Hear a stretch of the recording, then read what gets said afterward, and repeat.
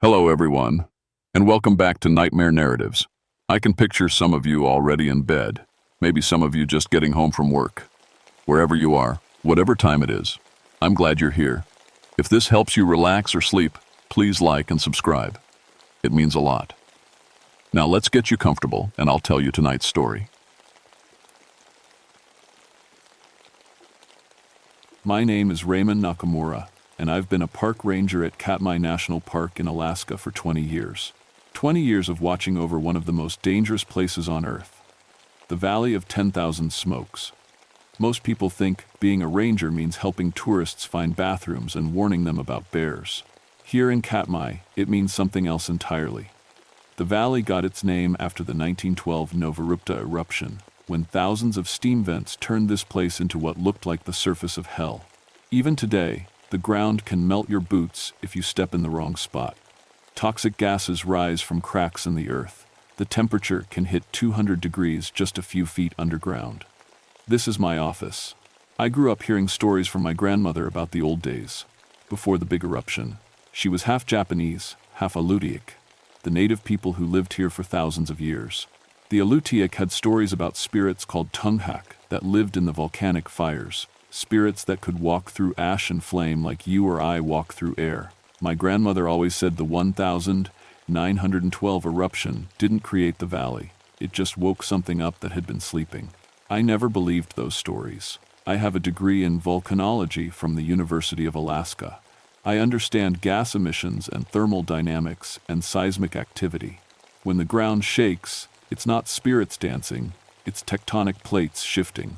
When hot springs bubble up overnight, it's underground pressure, not magic. At least, that's what I thought until August of 1978. It started with Dr. Elena Martinez from the U.S. Geological Survey. She'd been coming to Katmai every summer for 5 years, studying the ongoing volcanic activity. Elena was tough, had to be, to work in a place where one wrong step could drop you into a sulfur pit. She knew the valley better than anyone except maybe me. That summer, Elena's team was using new infrared equipment to map heat signatures across the valley.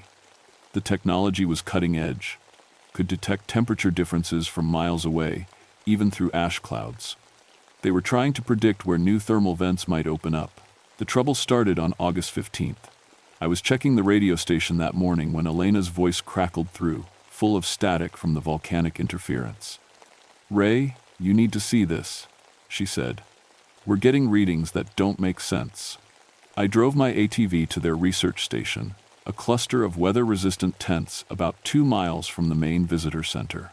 Elena met me with a printout in her hands, her usually calm face creased with worry.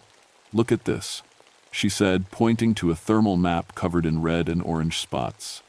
"These are heat signatures from last night. See these areas?" She pointed to several human-shaped blobs scattered across the printout. Those are people-sized heat sources, moving through zones that should be over 300 degrees. I studied the map. The shapes were definitely human, 2 arms, 2 legs, a head, but they were in areas where no person could survive. "Equipment malfunction?" I suggested. "That's what I thought. But look," she handed me another printout from a different instrument. Same readings. And watch this. She pulled out a series of photos taken at different times throughout the night. The heat signatures had moved, walking across the ash fields in perfect formation like a group of hikers on a trail. "Could be animals," I said, though I didn't believe it myself. No animal lived in those thermal zones. Animals don't walk upright, Ray. And they don't move in straight lines like this. Elena's voice dropped lower. "There's something else. We've been picking up low-frequency vibrations in the ground, not seismic activity, something rhythmic, like footsteps." I looked at the data again. The logical part of my mind searched for explanations. Instrument failure, atmospheric distortion. Maybe, even hoax, though Elena wasn't the type. But deep down, something cold was spreading through my chest. Something that reminded me of my grandmother's stories about spirits that walked through fire. "Where's the rest of your team?" I asked. "That's the other problem," Elena said. "Dr. Martinez hasn't reported in since yesterday evening. He took the mobile sensors to the North Quadrant to investigate these readings. Said he'd radio in every hour." She checked her watch. That was 18 hours ago. The North Quadrant was one of the hottest areas in the valley. Surface temperatures there regularly hit 150 degrees, and the ground was unstable. Steam vents could open up without warning, releasing gases that would kill you in minutes. It was no place to go alone, especially overnight. "Get on the radio," I said. "Call in a search team." But even as I said it, I knew we wouldn't find Dr. Martinez alive. Not if he'd been out there all night in that heat. And something else bothered me. Something about the way those heat signatures moved across Elena's readings. They weren't random, they were purposeful, like they were searching for something, or someone. The valley was quiet that morning, quieter than usual. Even the constant hissing of the steam vents seemed muted. The ash in the air was thicker too, creating a gray haze that made everything look ghostly. As I drove back to the ranger station to organize the search, I caught myself checking the rearview mirror more often than normal. I was starting to understand why the Alutiiq had so many stories about spirits in this place. When you're surrounded by a landscape that looks like the end of the world, when the ground itself can kill you and the air burns your lungs, it's easy to believe that something ancient and angry lives here. What I didn't know yet was that believing those stories might be the only thing that could save us. The search for Dr. Martinez began at dawn the next day. I led a team of 3 other rangers and Elena into the North Quadrant, following GPS coordinates from his last known position. We moved slowly, testing the ground temperature every few yards with infrared thermometers. In some spots, the reading hit 180 degrees just beneath the surface. "Stay on the marked path." I called back to the group. "Don't step anywhere you see steam rising." The landscape around us looked like another planet. Gray ash stretched in all directions, broken only by the dark mouths of thermal vents and the occasional twisted remains of trees killed by the 1912 eruption. The air shimmered with heat waves, making distant objects dance like mirages. We found Martinez's equipment first. His portable weather station sat abandoned next to a cluster of fumaroles, its instruments still running and recording data. But there was no sign of the man himself. "His readings stop here," Elena said, checking the digital display. "Last entry was 11:47 p.m. yesterday." I knelt next to the weather station, examining the ground around it. The ash was disturbed, but not in the way I'd expect from someone setting up equipment. There were marks, long, dragging lines leading away from the station toward an area of particularly active thermal vents. "Martinez," I shouted. My voice echoed off the rocky formations, then was swallowed by the constant hissing of escaping steam.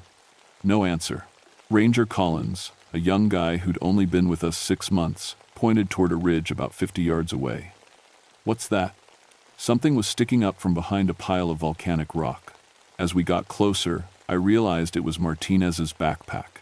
But it wasn't just sitting there. It was embedded in a mound of fresh ash, as if it had been buried and then partially uncovered. "Jesus," Elena whispered. She was staring at something else. Next to the backpack, pressed into the ash, was a footprint. But it wasn't from any boot I'd ever seen. The print was human-shaped, but wrong. Too long, too narrow, and the edges were scorched into the ash like it had been made by something incredibly hot. More disturbing, there were dozens of them, all leading in the same direction, deeper into the thermal field. "We need to follow these," Elena said. "No," I said immediately. "We don't. We mark this location and call for a helicopter extraction." But Ranger Harrison, our most experienced tracker, was already following the trail. "Ray, you need to see this," he called. The footprints led to a place I'd never seen before, despite 20 years in this park. It was a natural amphitheater formed by volcanic rock, with dozens of thermal vents arranged in what looked almost like a circle. Steam rose from each vent, creating a shifting wall of white mist that made it hard to see clearly. And in the center of the circle, something moved. At first I thought it was just the heat distortion playing tricks with my eyes, but as I watched, the shapes became clearer. There were figures in the steam, tall, thin, moving with a strange gliding motion that didn't look quite human. "Do you see them?" Elena whispered. Before I could answer, one of the figures turned toward us. Even through the steam and heat shimmer, I could make out its face, or what should have been a face. Instead, there was a hollow space filled with glowing orange light, like looking into a furnace. When it moved, Ash fell from its body like skin flaking away. The temperature around us spiked suddenly. My thermometer was reading 200 degrees, then 250, then the digital display just showed error symbols. The air itself began to burn my lungs. "Run," I said quietly. Then louder, "Everyone run." We stumbled back toward our vehicles, the superheated air making it hard to breathe. Behind us, I heard sounds that weren't quite human. A low moaning that seemed to come from the earth itself, punctuated by the crack and hiss of expanding rock. Collins tripped in time, fell, his hand landing on a patch of ash that should have been cool. He screamed and pulled his hand back, the flesh already blistering from burns. The ash where he'd touched was glowing red-hot. "They're following us," Harrison shouted. I turned back for just a moment and saw them. 3 figures made of ash and fire, moving across the superheated ground like it was a cool spring day. They left glowing footprints in their wake, and the air around them shimmered with such intense heat that it looked like they were walking through liquid mercury. We made it to the ATVs and didn't stop driving until we reached the ranger station. Even there, 5 miles away from the thermal field, the temperature felt wrong, too hot, too oppressive. Collins's hand was badly burned, but what bothered me more was what he kept saying as I bandaged it. "They were looking for something," he insisted. The way they moved, like they were searching. And when that one looked at us, he shuddered. It wasn't curious, it was angry. That night, I sat in my office going through reports from previous years, looking for anything similar. What I found made my blood run cold. Every summer, for the past 5 years, there had been incidents. Hikers reporting moving heat sources in the distance. Equipment failures in thermal zones where instruments registered impossible temperature spikes. And people, always experienced researchers or guides who knew the valley, who went missing in areas that should have been survivable. Dr. Martinez wasn't the first, he was just the latest. I picked up the phone to call headquarters in Anchorage, then put it down again.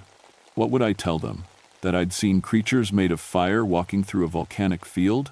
That something that shouldn't exist was hunting people in my park? Instead, I walked outside and looked toward the valley. Even at night, I could see the glow of thermal activity on the horizon. But tonight, there seemed to be more light than usual. Not the steady glow of hot springs, but moving lights, like torches being carried across the ash fields. My grandmother's words came back to me. The Tunghak don't like it when strangers disturb their home. They'll warn you once, maybe twice. After that, they'll take you down into the fire with them. I thought about Dr. Martinez, about his equipment abandoned and his backpack buried in the ash, about those footprints that burned themselves into the ground. The Tunghak had given us their warning. The attacks began 3 days later. I'd managed to convince my supervisors to temporarily close the North Quadrant to researchers, citing unstable thermal activity. It was a lie, but not entirely. The temperature readings from that area had been spiking randomly, sometimes hitting levels that should have been impossible without a major eruption. Elena had stayed on despite my suggestions that she leave. "I've got 5 years of research in this valley," she said.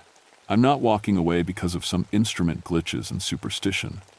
But it wasn't superstition anymore. Every night, the moving lights in the thermal fields grew brighter and more numerous. Every morning, we found new evidence. Scorched footprints in areas we'd thought were empty.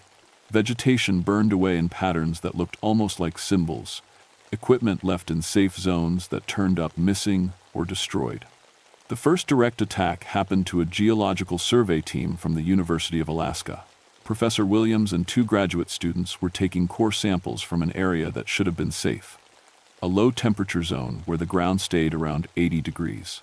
They were experienced, well-equipped, and careful. Elena and I found what was left of their camp the next morning. The tents had been melted from the inside out, as if someone had poured molten lava over everything. Their equipment, metal instruments designed to withstand extreme temperatures, was twisted into shapes that looked almost artistic, like sculptures. And in the center of the destroyed camp, burned into the rocky ground, was a perfect circle about 20 feet across. The temperature required to do this, Elena said, running her infrared gun over the melted remains. "We're talking about 2,000 degrees, minimum. That's lava temperature." I was studying the ground around the circle. There were footprints everywhere, but they weren't random. They formed patterns, spirals leading to the center, then straight lines radiating outward like the spokes of a wheel. And every print was burned so deep into the rock that they looked permanent. "Where are the bodies?" I asked. That was what bothered me most. 3 people couldn't just disappear. Even if they'd been caught in some kind of thermal event, there should have been remains. Bones don't just vanish, even at extremely high temperatures. Maybe they escaped, Elena suggested, but her voice lacked conviction. We found Professor Williams 2 hours later, or what was left of him. He was half a mile from the camp, sitting against a boulder as if he'd been resting. But when we got closer, we realized he wasn't sitting, he was fused to the rock. His body had been subjected to such extreme heat that his clothes and flesh had partially melted and then cooled, bonding him permanently to the volcanic stone. His face was intact enough to show his expression. His eyes were wide open, staring at something we couldn't see, and his mouth was stretched in what might have been a scream or might have been wonder. "We need to evacuate the valley," I told Elena. "All researchers, all visitors, everyone." "Based on what? How do we explain this?" She was right. How do you tell people that the Earth itself has come alive and is hunting human beings? How do you write a report saying that creatures made of fire and ash are protecting their territory by burning intruders alive? But the decision was made for us that evening. I was in the radio room, trying to reach the graduate students who'd been with Professor Williams when the emergency beacon started going off. Someone in the South Quadrant was calling for help. "Ranger emergency frequency." "This is Nakamura," I responded. "What's your location and situation?" The voice that came back was barely recognizable as human. It was Ranger Peterson, a 10-year veteran who'd been checking thermal activity near Mount Griggs. "Ray? Oh God, Ray, they're everywhere. The whole valley is moving. The ash is alive." Static filled the radio for several seconds. Then Peterson's voice came back, higher and more desperate. "They came up out of the ground, just rose up like they were made of steam and fire. My thermometer is reading 500 degrees, but I'm not burning. They're not trying to kill me, Ray. They're trying to change me. Peterson, get to your vehicle and head for the main road. Do you copy? I can feel it happening, my skin. It's not burning, but it's changing, getting harder. And I can see things, Ray. I can see what they see, the valley the way it was before the eruption, when it was their home, beautiful and alive, and..." The transmission cut to static. I tried raising Peterson for 20 minutes, but got no response. When I finally reached the South Quadrant at dawn, I found his ATV empty, still idling next to a cluster of thermal vents. His equipment was scattered around the vehicle, but Peterson was gone. Almost gone. I found his uniform about 50 yards from the ATV, neatly folded and stacked on a flat rock. But it wasn't empty. There was still something inside it. When I got closer, I realized it was ash. Fine, gray ash that had somehow held the shape of a human body. When the wind hit it, the ash scattered, leaving behind only empty clothes and the smell of sulfur. That night, Elena and I were the only people left in the valley. Everyone else had been evacuated under the guise of increased volcanic activity. We sat in the ranger station, watching infrared monitors that showed the thermal fields around us. The screens were full of moving heat signatures. Dozens of them, all human-shaped, all walking in formation across the ash fields. They were surrounding us, getting closer with each sweep of the sensors. "We should leave," Elena said. "They won't let us," I replied. And somehow, I knew it was true. At midnight, they reached the ranger station. The temperature inside began to climb, 90 degrees, then 100, then 120. Outside, through the windows, I could see them. Tall figures that looked human from a distance but wrong up close. Their skin had the texture of cooled lava, black and cracked with red light glowing from within. When they moved, small pieces flaked off and crumbled to ash. But their faces were the worst part. They had faces, human faces that I recognized. Professor Williams, Dr. Martinez, the 2 graduate students, Ranger Peterson, all of them looking at us through the windows with expressions of infinite sadness and infinite patience. Elena was crying. "They're not dead," she whispered. "They've been changed, converted into something else. One of them, the one that had been Dr. Martinez, approached the window closest to where I stood. When he opened his mouth to speak, steam escaped instead of words. But somehow, I understood what he was trying to say. Asterisk, join us. The fire doesn't hurt anymore. The heat becomes part of you. You can see what we see now, the real valley, the one that exists beneath all this destruction. Asterisk, I looked at Elena. The temperature in the station was approaching 140 degrees. We were sweating, struggling to breathe. But we weren't burning. Not yet. They were giving us a choice. The truth came to me in pieces as the heat continued to rise. Standing there, looking into the faces of people who'd been transformed into something between human and elemental force, I finally understood what we were dealing with. The Tunghak weren't just spirits from Alotaic folklore. They were real, and they were the original inhabitants of this valley, not the human inhabitants, the geological ones. Consciousness that had formed in the volcanic fires over thousands of years, shaped by heat and pressure and time into something that could think and feel and protect what it considered home. The 1912 eruption hadn't created them. It had awakened them. And now, after decades of sleeping, they were finding their valley invaded by creatures who treated their home like a laboratory. Humans who stuck instruments into their sacred fires, who walked across their skin of ash and stone like they owned it. The transformed researchers around our station weren't victims, they were converts. The Tunghak had offered them a choice: leave and never return, or stay and become part of the valley's living ecosystem. Those who stayed were changed, given new bodies that could survive in the thermal environment, new senses that could perceive the volcanic landscape as it truly was. But they were still human enough to remember what they'd lost. That's why their faces showed such sadness. Elena, I said, my voice hoarse from the superheated air. We need to get to the thermal monitoring station. What? Why?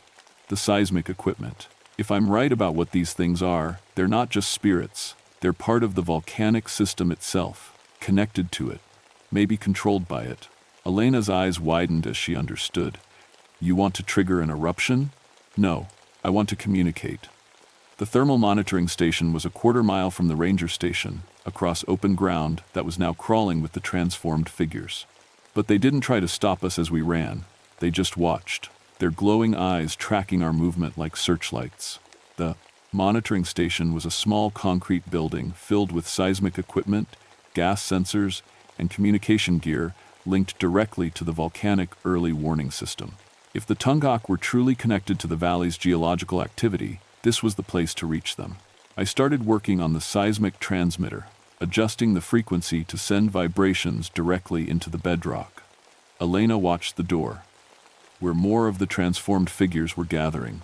Ray, whatever you're planning, do it fast. I count at least 20 of them out there.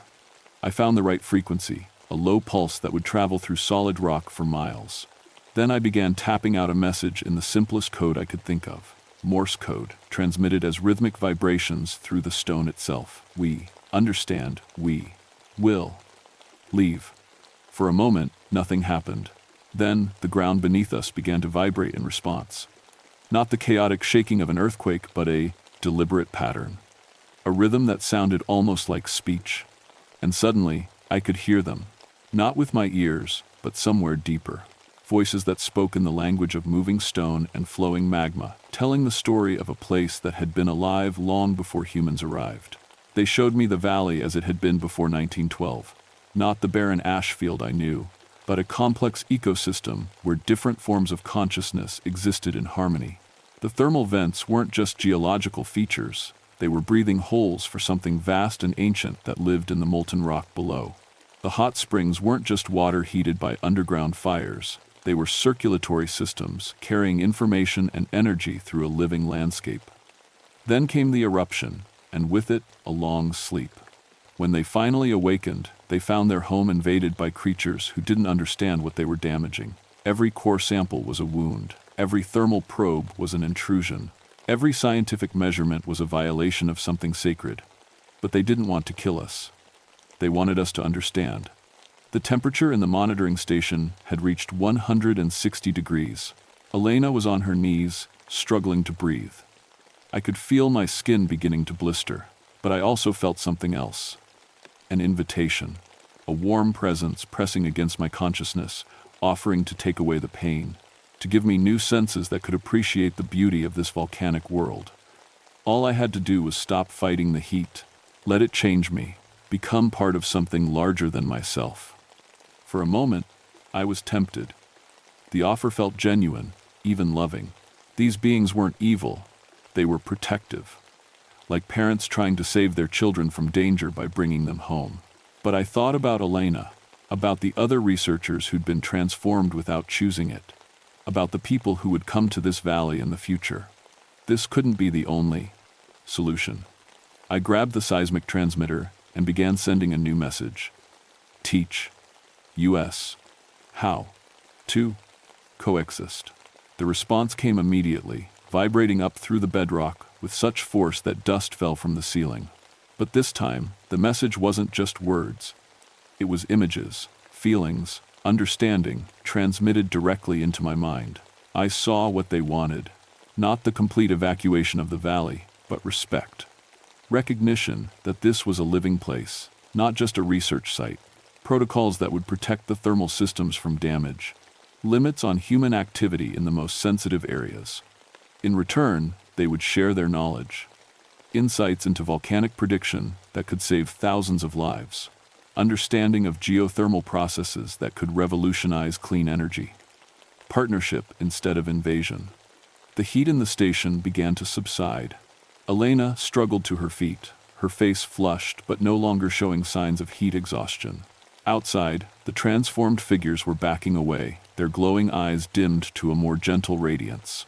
One of them, the one who had been Dr. Martinez, approached the window one final time. When he spoke, his voice came through the seismic equipment, transmitted through the stone itself. "The offer stands," he said, "for those who choose it. But choice is the key word now." I looked at Elena. "Can you live with this? Knowing what's really down there?" She stared out at the thermal fields, where the transformed researchers were disappearing back into the steam and ash. "Can I go back to thinking this is just a geological site, after what we've seen?" The answer was no, for both of us. The valley had shown us its true nature, and there was no unknowing what we now knew. We would have to find a way to be its guardians, not its conquerors. The official report I filed 3 weeks later was a masterpiece of creative truth-telling. Increased thermal activity had forced a temporary evacuation of research personnel. New protocols were being developed for working in geologically sensitive areas. Several researchers had requested transfers to other projects after experiencing equipment failures and heat-related stress. None of it was technically a lie. Elena stayed, as I'd known she would. Her research took on a different focus after our encounter. Less about measuring and predicting volcanic activity, more about understanding the complex ecosystem interactions in thermal environments. She never directly mentioned the tunghak in her published papers, but her work began to revolutionize how geologists thought about active volcanic systems. Dr. Martinez and the others never returned to their human forms, but they didn't completely disappear either. Sometimes, when I was alone in the valley, I would see figures in the distance, watching from the thermal vents.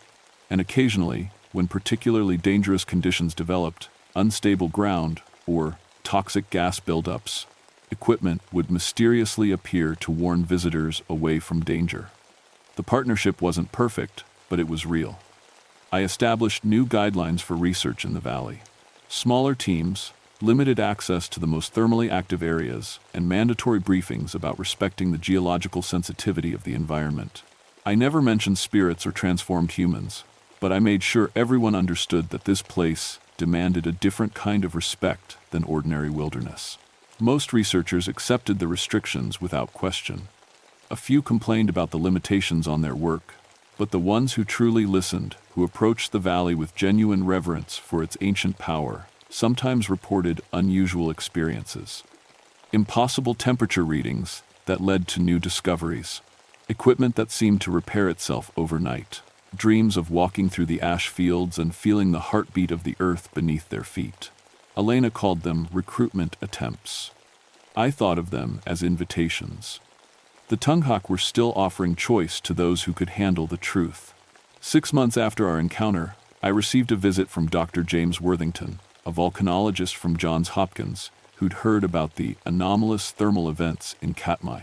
He was young, ambitious, and convinced that science could explain everything if you just applied enough measurement and analysis.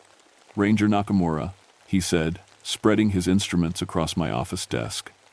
"I've developed new seismic monitoring equipment that can map underground thermal systems with unprecedented accuracy.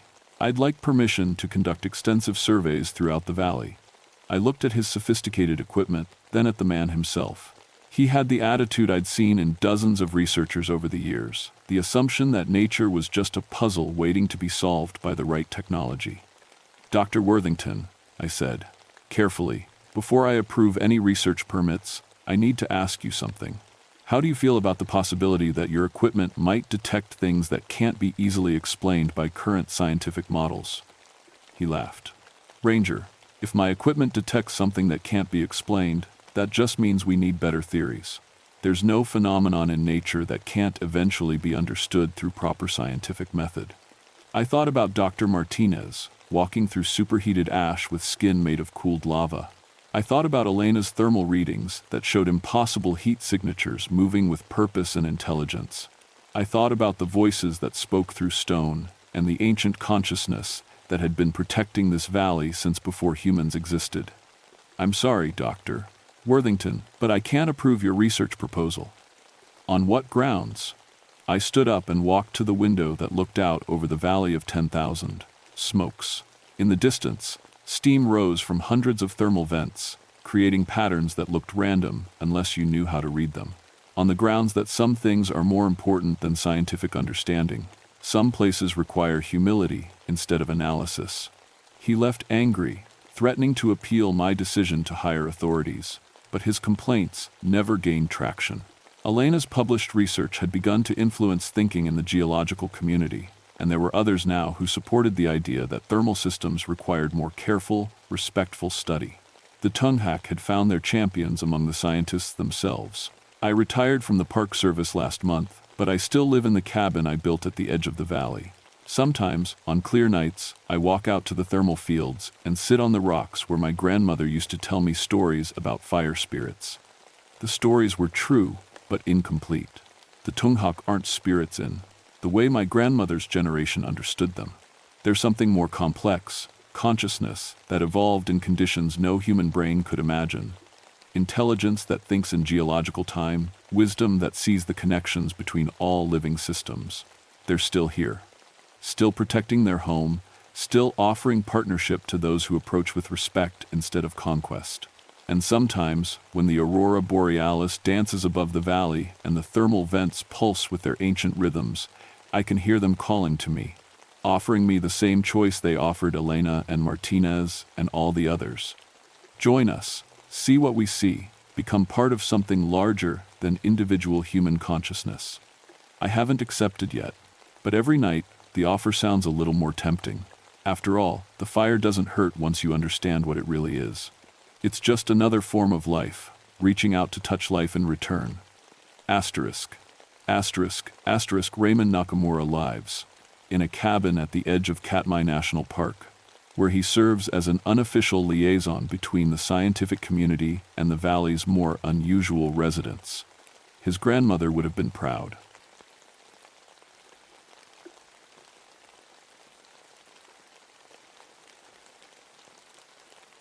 My name is Victor Kowalski, and I've been a park ranger at Denali for 17 years. In all that time, I thought I'd seen everything the Alaskan wilderness could throw at me. Bears, wolves, tourists who thought flip-flops were proper hiking gear, and storms that could freeze a man solid in minutes. But I was wrong, dead wrong. It was March 15th, 1971.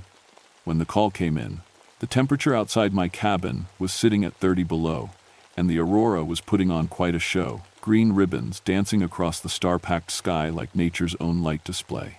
I was sipping coffee and updating my logbook when the radio crackled to life. "Base to Kowalski.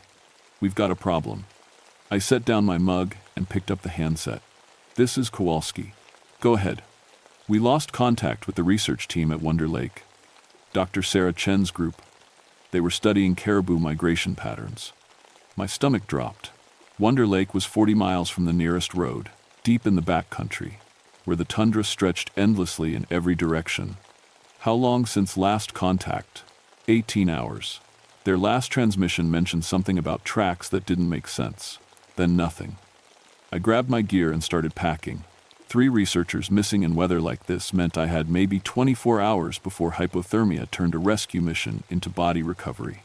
I'd done enough of those to know the difference. I'm heading out at first light. I radioed back. Negative. You leave now. Storm's coming in tomorrow. That'll ground helicopters for a week. So much for sleep. I loaded my snowmobile with emergency supplies, survival gear, and enough coffee to keep me awake for the next 2 days. As I suited up in my cold weather gear, I tried not to think about what tracks that didn't make sense could mean. Probably just wolf prints in weird snow conditions. That's what I told myself. Anyway, the ride to Wonder Lake took 3 hours through terrain that looked like the surface of another planet. White tundra rolled away in every direction, broken only by the dark smudges of scattered spruce groves. The only sound was the growl of my snowmobile engine and the whistle of wind across the snow. I'd grown up hearing the old Inuit stories about the Tornarsuk spirit bears that hunted like wolves and were smart as men. My grandmother used to tell those tales to scare us kids into behaving. "The ice bears will get you if you wander too far from camp," she'd say. I never believed any of it. After 17 years of tracking real bears, I knew they were just animals. Big, dangerous animals, sure, but still just animals. I should have listened to my grandmother. When I reached the research team's last known position, I found their main camp still standing, but completely empty. 3 tents, a cooking station, and scientific equipment scattered around like the researchers had just stepped away for a minute. But the snow around the camp told a different story. Boot prints led away from the tents in 3 different directions.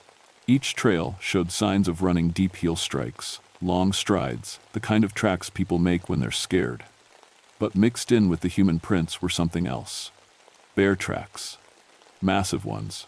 I knelt down to examine them closer and felt my first chill that had nothing to do with the cold. These weren't normal bear prints. They were huge, bigger than any grizzly I'd ever tracked, and they were arranged in a pattern that made my skin crawl.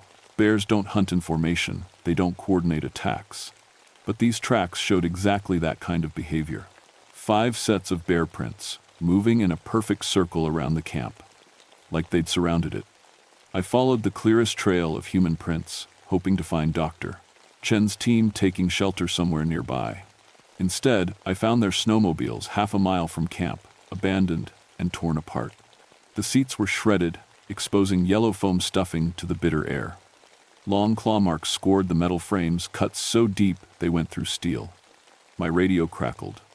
"Kowalski, this is base. Status report." I keyed the handset with numb fingers. Found the camp, empty, following tracks now. "Any sign of the team?" I stared at the destroyed snowmobiles, then at the bear tracks that led away into the endless white. Still looking. What I didn't tell them was that some of those bear tracks looked wrong in ways I couldn't explain.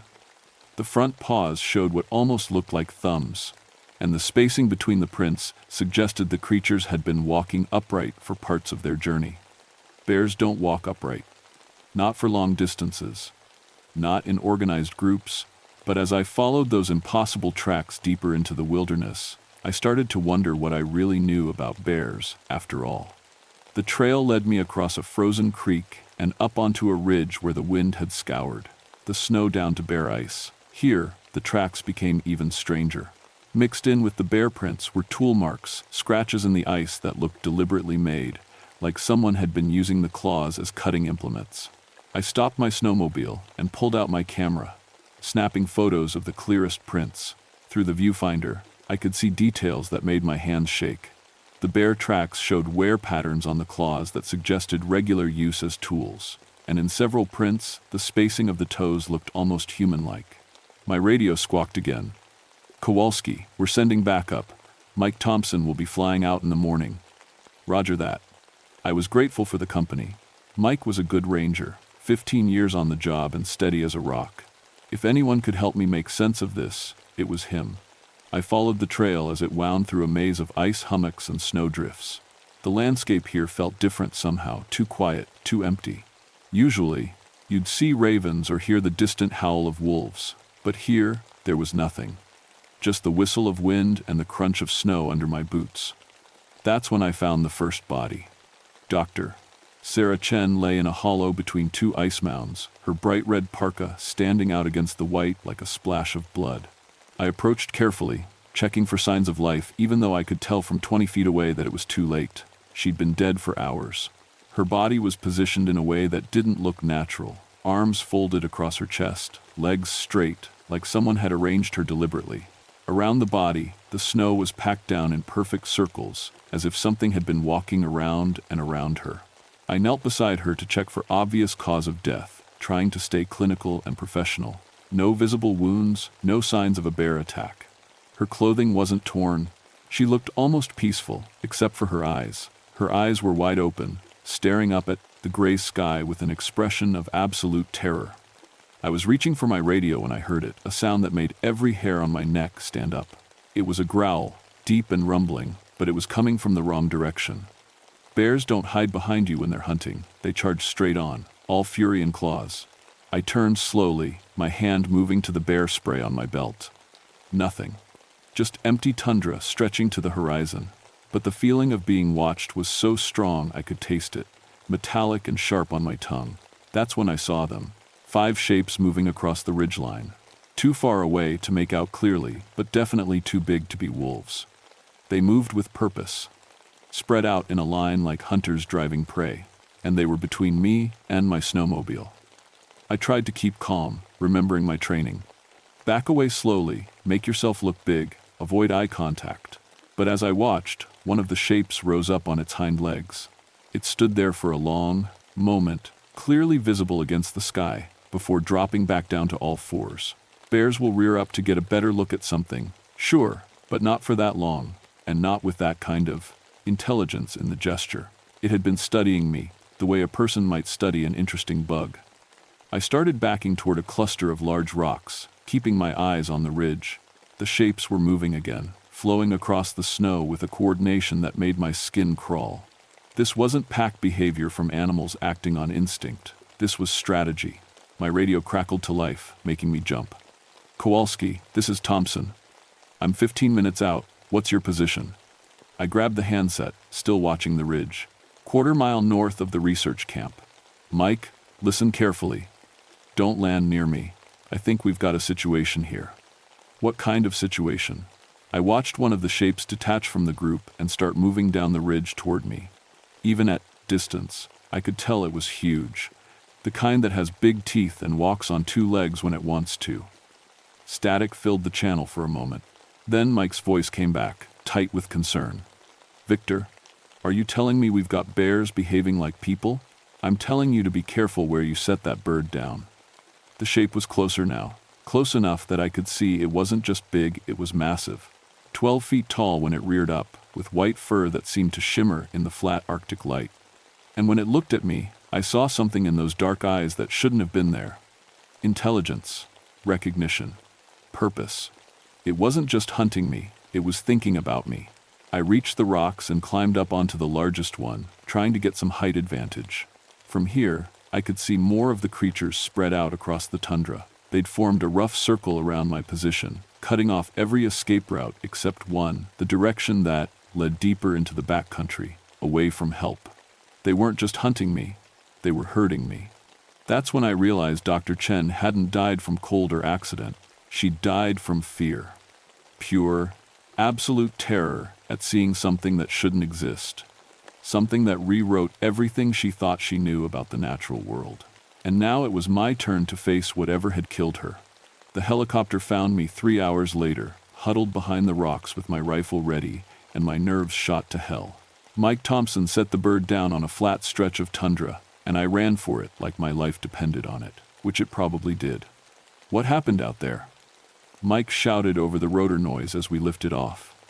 I looked down at the landscape below us, scanning for any sign of the creatures. Nothing. They'd vanished like they'd never been there at all. Found Dr. Chen. She's dead. Bear attack? I don't know what attacked her. That was the truth. I had no words for what I'd seen. We flew back to base camp in silence, the vast wilderness rolling away beneath us like a white ocean. But as we approached the landing pad, Mike's voice came over the intercom, tight with tension. "Victor, look at Grid 7. I followed his gaze to the southeast, where another research station sat on a small rise. Smoke was rising from the buildings, not the steady stream of a heating stove, but the thick black smoke of something burning out of control. "Set us down," I said, fast. The station was a disaster. 2 buildings completely destroyed, scientific equipment scattered across the snow like thrown toys. And in the center of it all, tire tracks from the station's ATV led away into the wilderness. Mike and I followed the tracks on foot, weapons ready. The trail was easy to read. Someone had left in a hurry, driving fast enough to spray snow behind them. But after half a mile, the ATV tracks stopped abruptly at the edge of a small valley. The vehicle sat at the bottom of the slope, overturned and partially buried in a snowdrift. And surrounding it were those same impossible tracks I'd seen at Dr. Chen's camp. Massive bear prints, but arranged in patterns that spoke of intelligence and planning. "Jesus Christ," Mike whispered, staring at the scene. "What are we dealing with here?" Before I could answer, we heard it, a sound that raised every hair on my arms, a deep, rumbling call that seemed to come from everywhere at once. It wasn't quite a roar, wasn't quite a howl. It was something in between, something that spoke of intelligence and hunger in equal measure. Mike grabbed his radio. "Base, this is Thompson. We need immediate backup at Research Station 7. And contact State Police. We've got multiple fatalities and something hunting in Sector 12. Static answered him. He tried again, adjusting frequencies. Nothing. "Radio's dead," he said, his face pale in the Arctic light. I pulled out my Ono handset and got the same result. Complete silence across all channels. They're jamming us somehow. "Bears don't jam radios, Victor. I know what bears don't do," I snapped. "But I also know what I saw out there." And it wasn't any kind of bear in any textbook. We searched the overturned ATV and found a journal belonging to Dr. Richards, the station leader. The final entry, dated yesterday, made my blood run cold. Asterisk. Day 12. "The bears are showing unprecedented behavioral patterns. They work together like wolves, but with problem-solving abilities I've never seen in the wild. Today I observed them using tools, actual tools, to break into our supply cache. When they noticed me watching, they didn't flee, they studied me back. I think they're learning our routines. Asterisk, asterisk. Day 13. They're not just bears. God help me, I don't know what they are. Asterisk. The rest of the page was covered in what looked like claw marks. Mike read over my shoulder, his breathing coming fast and shallow. "This is insane. Bears don't use tools. They don't plan attacks. These do." I closed the journal and scanned the ridgelines around us. The feeling of being watched was back, stronger than before. "We need to get out of here, now." But as we turned to head back to the helicopter, we saw them. 6 massive white shapes standing on the ridge above our bird. Even at distance, their size was staggering. And they weren't just standing there randomly, they'd positioned themselves to block our escape route. "How did they know?" Mike whispered. I watched one of the creatures rear up on its hind legs and make a gesture with its front paws. A signal. The others immediately spread out along the ridge in response. "Because they're not animals," I said. "Not anymore." The largest of the creatures, the alpha, I guess threw back its massive head and let out that otherworldly call again. This time, it was answered. From all around the valley, more voices joined in, until the air itself seemed to vibrate with their hunting song. We were surrounded, cut off from our helicopter, our radios dead, with creatures that thought like people but had the strength to tear through steel. And somewhere in the back of my mind, I remembered my grandmother's stories about the Tornarsuk, asterisk. "They're not just bears, asterisk," she used to say. Asterisk. "They're what bears become when they learn to hunt like men." Asterisk. I'd always thought those were just stories. Now, watching the creatures coordinate their movements with military precision, I realized my grandmother had been trying to warn me. And I hadn't listened. We ran. There was nowhere else to go but deeper into the valley, away from the creatures on the ridge. Mike and I stumbled through knee-deep snow, our breath coming in sharp puffs of vapor. Behind us, I could hear them moving, the soft thud of massive paws hitting snow, getting closer with every second. "There," Mike pointed ahead to what looked like a dark opening in the valley wall. A cave. We dove inside just as something huge crashed through the bushes behind us. The cave was deeper than I'd expected, the entrance opening into a tunnel that sloped downward into darkness. We had flashlights, but I hesitated to use them. Light would give away our position. "Victor," Mike whispered, "look at the walls." I flicked on my light for just a second and immediately wished I hadn't. The cave walls were covered in scratches, claw marks that formed patterns.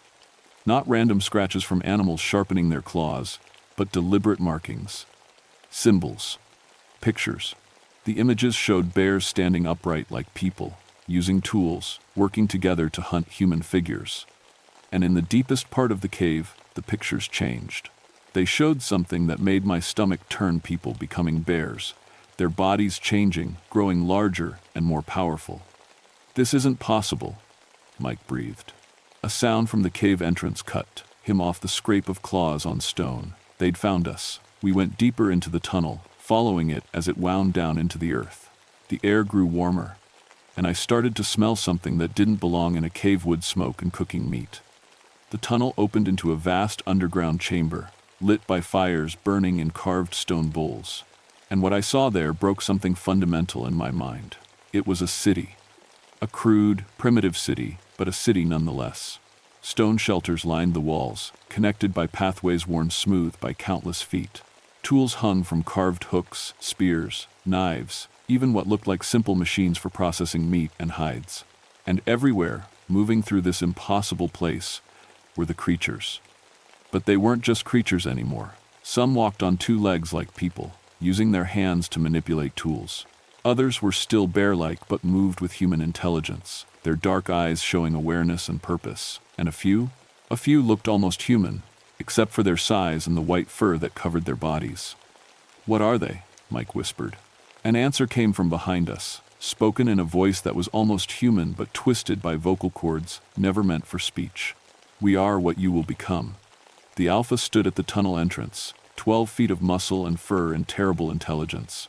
When it spoke, the words came slowly, carefully, as if it were remembering how to use human language. "We were like you once," it continued, stepping into the chamber. "Small, weak, afraid of the cold and the dark, but we learned to change, to become something better." Mike raised his rifle, but the Alpha just laughed, a sound like grinding ice. "Your weapons cannot stop the transformation that has already begun." That's when I noticed the smell in the air wasn't just wood smoke. It was something else, something sweet and cloying that made my head spin. And my skin was starting to itch, like something was crawling under it. "The change begins with exposure," the Alpha explained, watching my discomfort with those intelligent, dark eyes. "First the scent, carried on the breath of the pack. Then the dreams. Then the hunger for meat and cold and the feeling of snow beneath your feet." I looked at Mike and saw the same horror in his eyes that I felt. The itching was getting worse, and I could swear my fingernails were growing longer. "Why?" I managed to ask. "Because the world above is ending," the Alpha said simply. "The ice will come again, as it always does, and when it comes, only those who have embraced the change will survive. We offer you that gift." Around us, the hybrid creatures watched silently. I could see the intelligence in their eyes, the awareness. These had been people once. Researchers, maybe. Hunters. Park rangers like me. "You're insane," Mike said, but his voice was shaking. "We are evolved." The Alpha gestured to the city around. "We have built something that will last through the next ice age. A civilization adapted to the cold, to the hunt, to survival itself. Join us willingly, and you will retain more of what you were. Fight us." It didn't need to finish the threat. But I wasn't going down without a fight. I still had one thermite flare left from my emergency gear, the kind we used for emergency signals. If I could create enough light and noise. I pulled the pin and threw it as hard as I could into the center of the chamber. The flare exploded in a burst of brilliant white light and deafening noise. The creatures shrieked and scattered, their sensitive eyes and ears overwhelmed. In the confusion, Mike and I ran. We made it back to the tunnel, then up and out into the blessed cold of the surface world.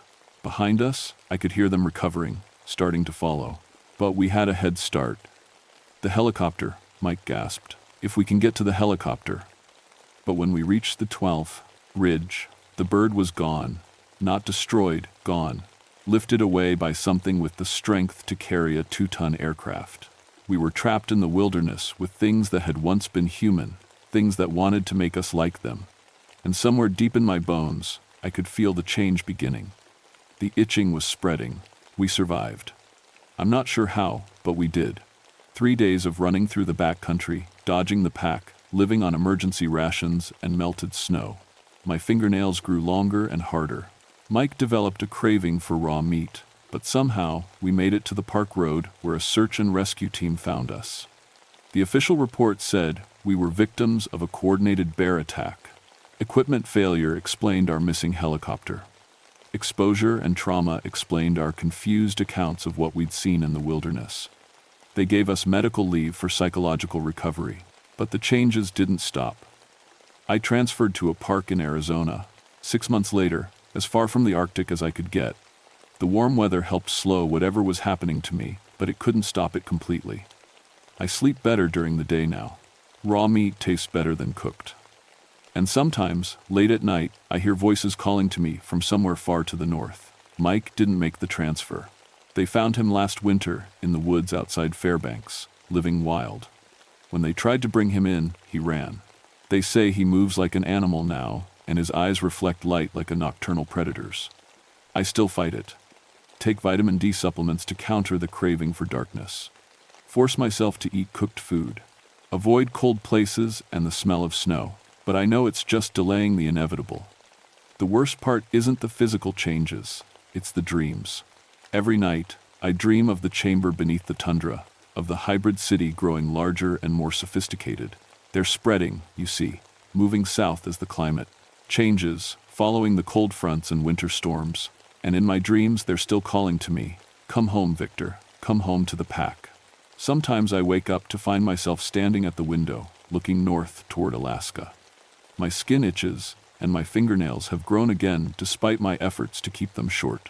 In those moments, I understand what the alpha meant about the Ice Age returning. It's not a geological event, it's evolution. If you're reading this, stay away from the remote places where the aurora dances bright. Don't follow strange tracks in the snow, no matter how curious you get. And if you ever hear that hunting call echoing across the wilderness, that sound that's not quite roar, not quite howl, run. Run south, toward the warmth and the light, because the Tornersuk are real, and they're still out there, and they're always looking for new pack members.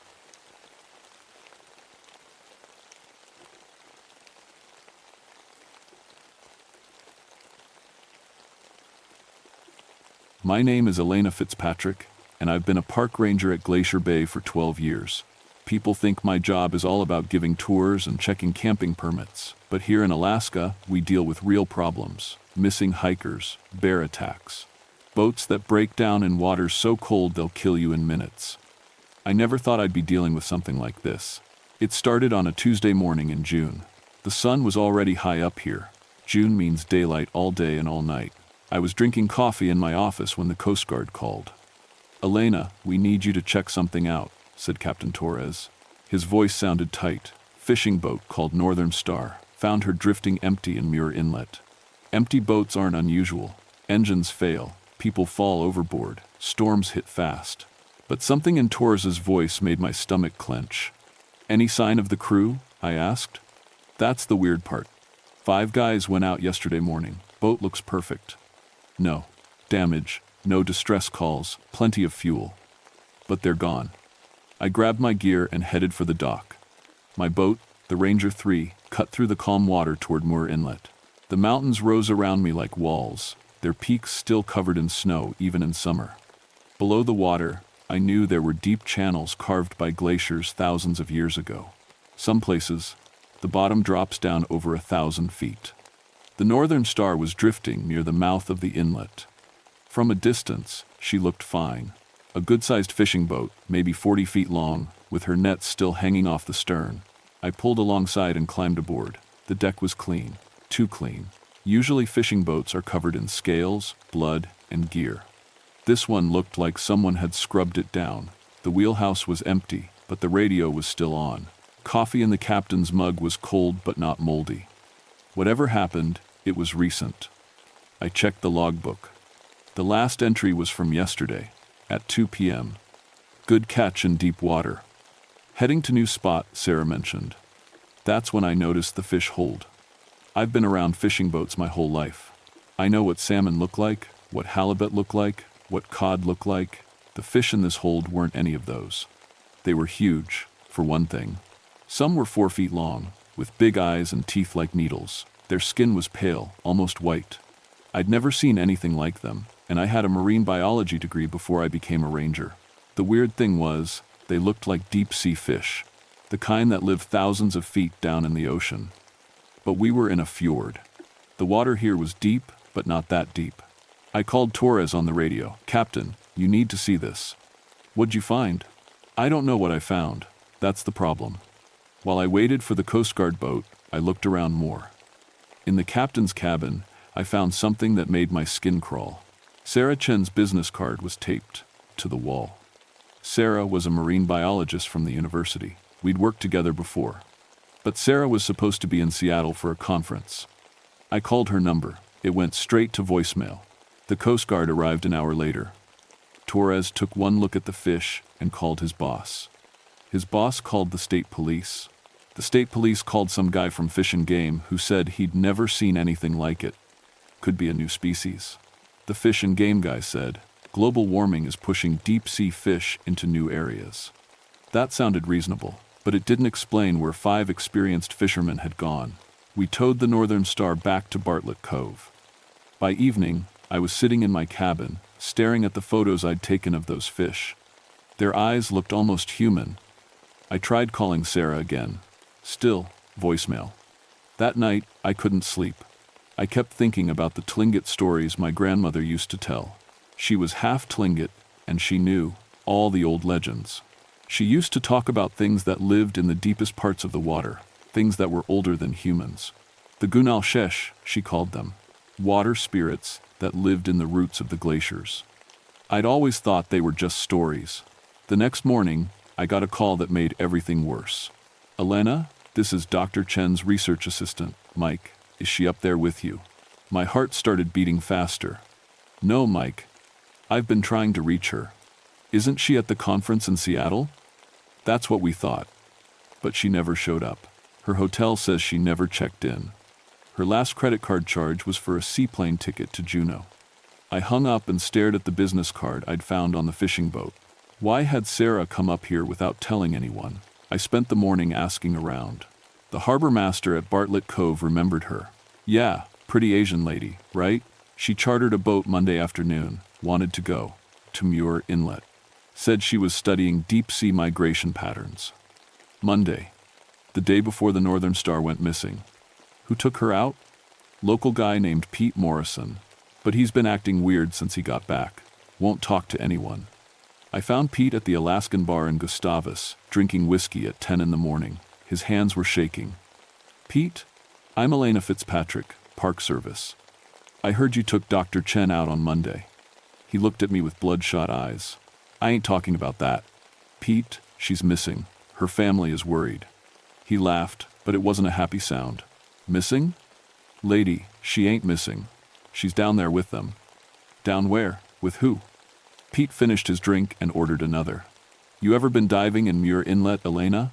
"A few times." "Why?" "How deep you gone?" "Maybe 200 feet. That's about the limit for normal diving gear. I taken people deeper. Scientists, mostly. They pay good money to see the bottom of them channels." His hands kept shaking. "Monday, that Dr. Chen wanted to go down to 600 feet. Had her own diving gear, real fancy stuff. 600 feet was serious deep-sea diving, dangerous even for experts." "What happened down there?" Pete's face went white. "She found something. Or something found her." "What do you mean?" "I was watching on the surface, tracking her air bubbles. Everything normal for about 20 minutes. Then the water started getting weird." "Weird how?" "Temperature changed, got real cold, real fast. And there were lights down there, not from her equipment. These were different. Moving around like they were alive. I felt goosebumps on my arms. What else?" Her voice started coming through the radio, real excited. Said she found buildings down there, old buildings, covered in carvings. Then she started screaming. Screaming about what? Pete stared into his drink. Said something was watching her. Something big and smart. Did you pull her up? I tried. But the line went dead. No more radio, no more bubbles. I waited 2 hours, then called the Coast Guard. He looked at me with scared eyes. They never found her body. I bought Pete another drink and left him alone. Outside, the day felt colder than it should have. That afternoon, I got permission to take a diving team to Muir Inlet. If Sarah had found something down there, I needed to see it for myself. We went out in the Coast Guard cutter with 2 experienced divers and a remotely operated vehicle. The ROV could go deeper than any human diver. The water in Muir Inlet was calm and clear. We dropped the ROV at the exact spot Pete had marked on his GPS. At 300 feet, we started seeing fish. The same weird, pale fish from the Northern Star. At 500 feet, the ROV's lights picked up something that shouldn't have been there. Stone walls. They were covered in carvings, spirals and tentacles and shapes that hurt to look at. The stone was black and old. Really old. How old you think this is? Asked Jimmy, one of the divers. I stared at the monitor. I don't know. But people didn't build this. We guided the ROV along the wall. The carvings got more detailed as we went deeper. They showed creatures with tentacles and human faces.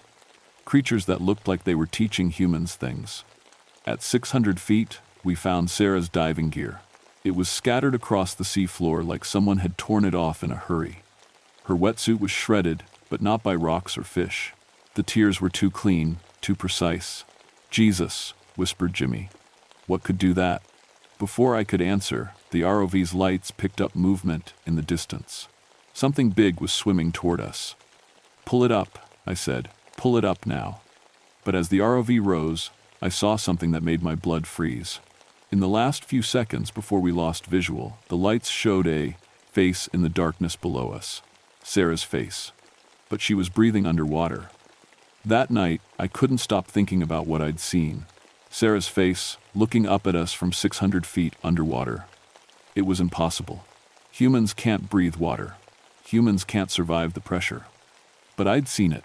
The next morning, 3 more boats went missing, all fishing boats, all from the same area of Muir Inlet. The Coast Guard found them drifting empty, just like the Northern Star. No crews, no distress calls, no signs of struggle. But each boat had the same strange fish in their holds. Captain Torres called an emergency meeting. The harbor was buzzing with scared fishermen and worried families. We're closing Muir Inlet to all boat traffic, Torres announced. Something down there is dangerous. Old Frank Morrison, Pete's uncle, stood up. Frank had been fishing these waters for 50 years. My grandfather used to say this would happen, Frank said, when the ice started melting too fast. When the water got too warm, they'd wake up. Who'd wake up? Asked Torres. The Gunalsheish, the old ones who sleep in the deepest places. Most people laughed, but I didn't. I was thinking about those stone carvings, older than any human civilization. After the meeting, Frank pulled me aside. You're Elena Fitzpatrick, right? Mary Fitzpatrick's granddaughter? I nodded. You knew my grandmother?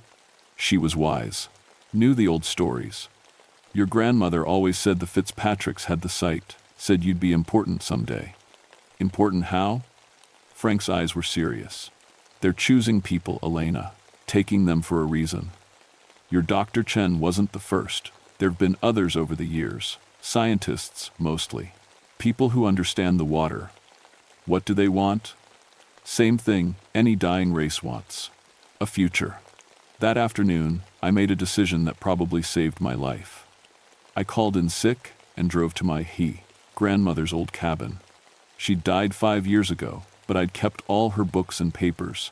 If there were answers, they'd be there. I found them in a leather journal she'd hidden in the basement. Pages and pages of Tlingit legends written in her careful handwriting. The Gunalsheish weren't just spirits, they were real. An ancient race of sea creatures who'd lived in the deepest parts of the ocean for millions of years. When the glaciers formed, They'd moved into the underwater canyons, sleeping in the cold darkness. But climate change was warming the water, melting their ice caves, destroying their world, so they were adapting, learning, taking humans to study them. My grandmother's journal had drawings, creatures with tentacles and human-like intelligence. Creatures who could change their shape, breathe air or water, survive in any environment. The last entry was from just before she died. They're waking up. The signs are starting. When they do, they'll need teachers. Humans who can help them understand our world. The Fitzpatricks have always been between the two worlds. Elena will have to choose. I was still reading when my phone rang. Elena, you need to get down here right now, Torres said. We found something. I raced back to the harbor. A crowd was gathered around the dock, staring at something in the water. It was Sarah. She was floating on her back, but she was breathing. Her skin was pale and her eyes were black, but she was alive. Don't touch her, I said, as some fishermen reached for her. Sarah's head turned toward my voice. When she spoke, her voice sounded wrong, like she was speaking through water. Elena Fitzpatrick, she said, they want to meet you. Who wants to meet me? The teachers, the old ones. They've been waiting for someone who understands both worlds. Sarah's body began to change as I watched. Her skin became smoother. Her fingers grew longer. Gills opened on the sides of her neck. They're offering you a choice, she said. Learn from them and help them learn from us, or watch your world die as theirs is dying. Before anyone could stop her, Sarah slipped back under the water and disappeared. The crowd started panicking. People were calling her a monster, a demon. Some wanted to get guns and hunt her down.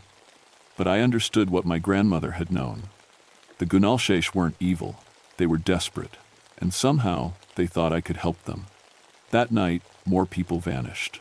A marine biologist from Anchorage, 2 graduate students from the University of Alaska, a fisherman who'd spent his whole life studying the water.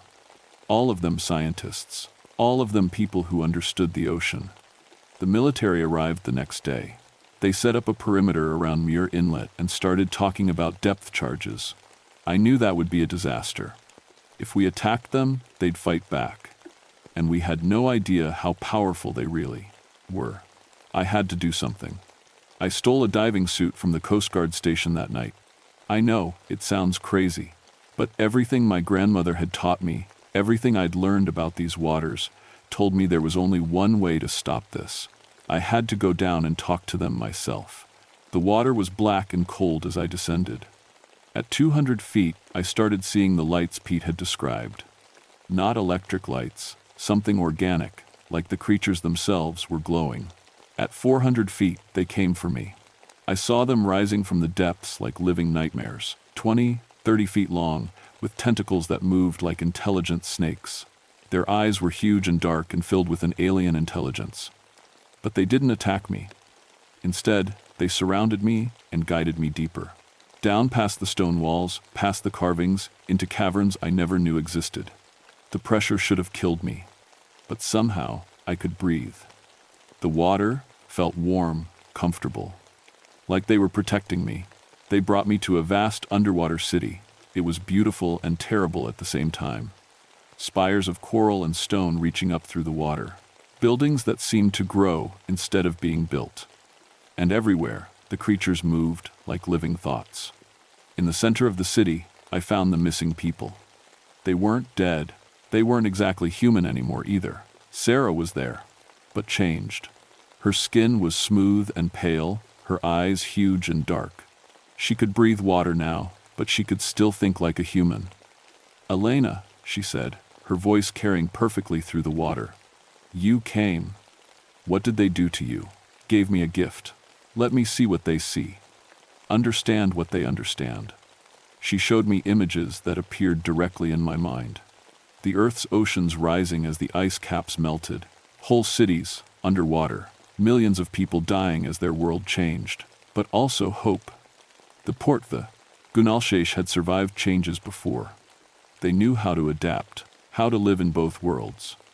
They want to teach us, Sarah said, help us become something that can survive what's coming, by turning us into them, by making us better, stronger, able to breathe air or water, live on land or sea.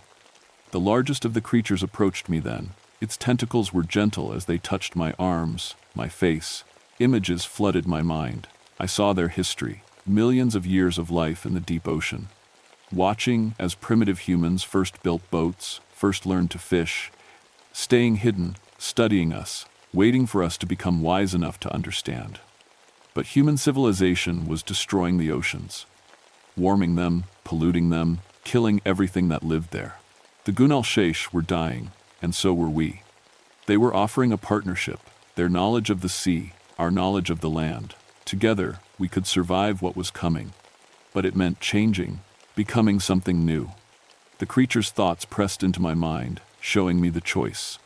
I could go back to the surface and live my normal life while both our species slowly died. Or I could stay, let them change me, and help build a future for both our peoples. I thought about my grandmother's words. The Fitzpatricks had always been between two worlds, but I also thought about the people on the surface. My friends, my life, everything I'd ever known. I need time to decide, I said. The creature's thoughts were sad but understanding. It gestured to Sarah. Take him back, it said without words. But remember, the waters are rising. The choice won't wait forever. Sarah guided me back to the surface. As we rose, I felt the change they'd given me fading. My lungs started burning as normal human limitations returned. At the surface, Coast Guard boats surrounded me with spotlights. They pulled me aboard, shouting questions I couldn't answer. The next morning, the military attacked the underwater city with depth charges. The water in Muir Inlet turned red.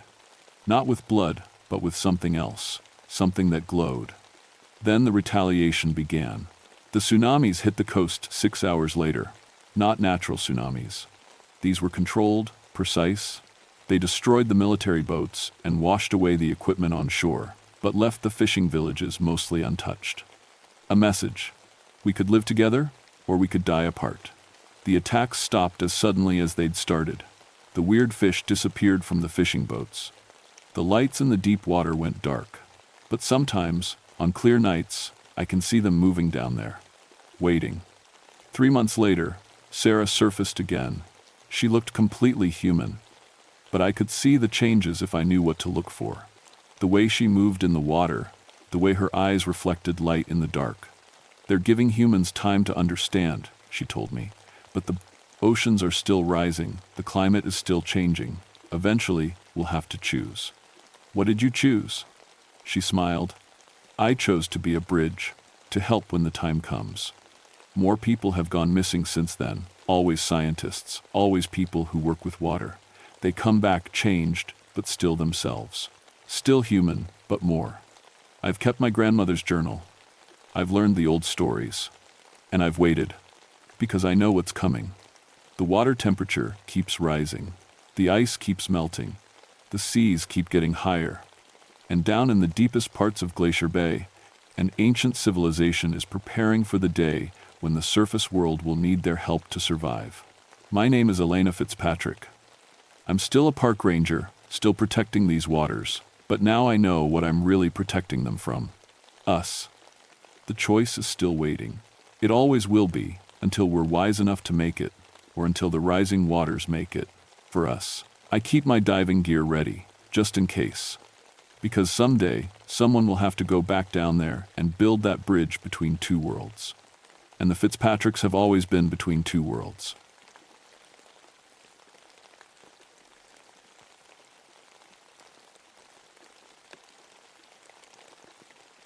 My name is David Thornton, and I've been a park ranger for 18 years. Most of that time has been here in Wrangell Street, Elias, the biggest national park in Alaska.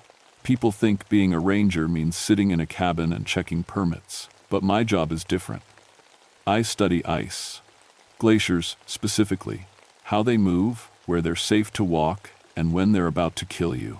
The Malaspina Glacier is my beat. It's bigger than Rhode Island and older than human memory. Most visitors never see it because you can only reach it by bush plane, and even then, you need someone who knows the ice. That someone is me. I learned about ice in the Air Force, reading weather patterns and predicting storms. But glaciers are different. They're alive in ways that don't make sense until you've spent years watching them breathe and shift and crack open like giant mouths. I can read glacier ice the way some people read books. I know when it's solid and when it's about to drop you into a crevasse. So deep, your body will never be found. The local Ayak people have stories about this place. Old stories. They talk about the Yai, ice spirits who live in the deepest, oldest parts of the glacier. According to the legends, these spirits know everything that will happen. Past, present, future. It's all the same to them. They're supposed to be frozen prophets, trapped in ice since the world was young. I never put much stock in those stories. In my line of work, you stick to facts. Ice temperature, pressure readings, movement rates. The supernatural doesn't help you when you're standing on a glacier that could swallow you whole. But April 1981 changed everything I thought I knew about ice, about time, and about the things that can live forever in the cold. It started with a routine assessment. The spring breakup was beginning, which meant the ice was getting unstable. My job was to map the new crevasse formations and update the safety zones for the summer research teams. Simple work, if you know what you're doing. I flew in on a Tuesday morning with Pete Morrison, a bush pilot who'd been flying this route for 20 years. Pete knew the glacier almost as well as I did. We'd worked together dozens of times, and he'd never been nervous about a drop-off before. But that morning, something was different. "Ice looks wrong," Pete said as we circled for landing. His voice crackled through the headset, tight with concern. I looked down at the glacier below us. From the air, it looked normal. Dirty white, stretching to the horizon, broken by the dark lines of crevasses and the occasional rock outcrop. But Pete was right. Something felt wrong. "Temperature's been steady," I said, checking my instruments. No unusual melt patterns on the satellite images. Not talking about temperature. Pete brought us down toward the landing zone, a flat section of ice we'd used dozens of times before. "Look at the color." I pressed my face to the small poisse window and looked more carefully. The ice that should have been white or pale blue had a different tint to it, darker, almost gray, like old bone. "Probably just dirt from a rock slide," I said, but I didn't believe it myself. Pete set us down hard, the skis of the small plane scraping against ice that felt different under the landing. Not softer, exactly, just different. Like it had more weight to it. "Pickups in 3 days," Pete said as I gathered my gear. "Radio check every 6 hours, same as always. David." Pete's voice stopped me at the door. "If something feels off, call early. Don't wait for the scheduled pickup." I'd never heard Pete talk like that before. In 20 years of flying, he'd seen everything the Alaska wilderness could throw at him. Nothing spooked Pete Morrison. "Everything okay?" I asked. He was quiet for a long moment, looking out at the glacier. "Ayak Elder came to see me last week. Old Margaret." She said the ice was dreaming. Dreaming? Her words, not mine. Said the Yai were stirring, talking in their sleep. Pete shook his head. "Probably nothing. But Margaret's people have lived here a long time. They don't make things up." I shouldered my pack and stepped out onto the ice. The sound was wrong immediately. My boots on glacier ice usually made a hard, sharp crack with each step. This ice absorbed the sound, muffling it like snow. 3 days, Pete called out. The plane lifted off, leaving me alone on the glacier. I'd been alone on ice hundreds of times before, but this felt different. The silence was too complete. No wind, no creaking of shifting ice, no distant rumble of calving, just perfect. Absolute quiet. I set up my base camp in the usual spot, a sheltered area between 2 pressure ridges that protected against wind. The work was routine: assemble the tent, set up the radio equipment, check my instruments. But every few minutes, I found myself looking over my shoulder. There was nothing to see. Just ice stretching in every direction, broken by the occasional dark crack or jutting rock. But I couldn't shake the feeling that something was watching me. By evening, I'd completed the first section of my survey. The ice was stable enough, but the color was definitely wrong. Not just gray, but almost translucent in places, like you could see deep into it. I'd never seen glacier ice look like that before. I made my evening radio check and settled in for the night. The temperature dropped fast once the sun went down, but the tent held warm. I was reading over my notes when I heard the first sound. It was distant and low, like whale song, but different, slower, more deliberate. It seemed to come from deep in the ice, rising up through layers of frozen time. I grabbed my flashlight and unzipped the tent. The night was clear, with enough starlight to see the glacier stretching away in all directions. The sound came again, longer this time. Definitely from below the ice. Glaciers make noise. They crack and groan and shift constantly. I knew all those sounds. This wasn't one of them. This sounded like singing. I didn't sleep well that first night. Every time I started to drift off, I'd hear that low, singing sound from deep in the ice. By morning, I'd almost convinced myself it was just the glacier settling. Maybe water moving through channels I couldn't see. But then I found the hole. I was setting up my equipment for the day's survey when I noticed something that shouldn't have been there. About 50 yards from my camp, a perfect circular opening had appeared in the ice. Not a crevasse, those are jagged, violent things. This was smooth, like it had been carved with tools. The hole was maybe 3 feet across and so deep I couldn't see the bottom with my flashlight. The edges were smooth as glass, and the ice around it was that same strange gray color I'd noticed from the plane. I'd surveyed this exact area the day before. There had been no hole. I made careful notes and took photographs. In my 18 years as a ranger, I'd never seen anything like it. Holes don't just appear in glacier ice overnight. The ice here was hundreds of feet thick and solid as concrete. But there it was. I was leaning over the edge, trying to estimate the depth, when I heard the singing again. This time it was definitely coming from inside the hole. Clear and unmistakable. I pulled back and checked my radio. The morning check-in wasn't for another 2 hours, but I considered calling early. Pete's warning echoed in my head. Instead, I did what I always did when faced with something I didn't understand. I investigated. I tied a rope around my waist and anchored it to my ice axe. Then I lowered my flashlight into the hole on a cord. The beam disappeared into gray ice walls that seemed to go down forever. The singing got louder. It wasn't one voice. It was several, all harmonizing in tones I'd never heard before. Low and high at the same time, like they were coming from creatures with different kinds of throats than humans. I started to pull the flashlight back up, but the cord went slack. When I reeled it in, the light was gone. Not broken, just gone. The cord was cut clean, like something had sliced through it with a razor. I was backing away from the hole when I saw the first one. At the bottom of the hole, maybe 20 feet down, a face looked up at me, human-shaped but wrong in ways that made my brain refuse to process what I was seeing. The skin was blue-white, like old ice, and the eyes were completely black. But it was moving. Turning its head to look at me, the thing in the ice was alive. I ran back to my camp and grabbed the radio. Base, this is Thornton. Priority check-in. Static. Base, do you copy? This is Ranger Thornton requesting immediate pickup. More static than Pete's voice, distant and broken. .Thornton.copy. Weather, moving in .ca ent. 3 days. The transmission cut out completely. I tried the radio for an hour, but got nothing but static. Whatever was happening with the weather, I was stuck on the glacier until the scheduled pickup. I spent the rest of the morning documenting everything I could. The hole, the strange ice, the sounds. I took measurements and made sketches. Part of me hoped that approaching it like a scientific problem would make it less terrifying. It didn't work. By noon, there were more holes. 3 of them, arranged in a perfect triangle around my camp. Each one was identical, smooth, circular, impossibly deep. And from each one came that low singing sound. I moved my camp to higher ground, a pressure ridge that gave me a view of the glacier in all directions. That's when I saw how bad things really were.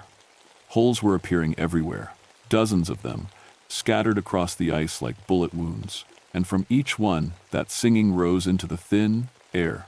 The sound was getting louder, more complex, like a choir warming up for a performance. I was documenting the new holes through my binoculars when I saw movement. Not in the holes this time, but on the surface. A figure was walking across the ice toward my position. At first, I thought it was another person, maybe a researcher who'd gotten separated from their team. But as it got closer, I could see it wasn't human. It walked upright, but its limbs were too long and moved in ways that joints shouldn't bend. Its skin was that same blue-white color as the face in the hole, and it left no footprints on the ice. The thing stopped about 100 yards away and stood perfectly still. It was close enough now that I could see its face clearly through the binoculars. It looked like it had been carved from ice, high cheekbones, a sharp nose, and those completely black eyes. But the most disturbing thing was its expression. It looked sad, ancient and infinitely sad.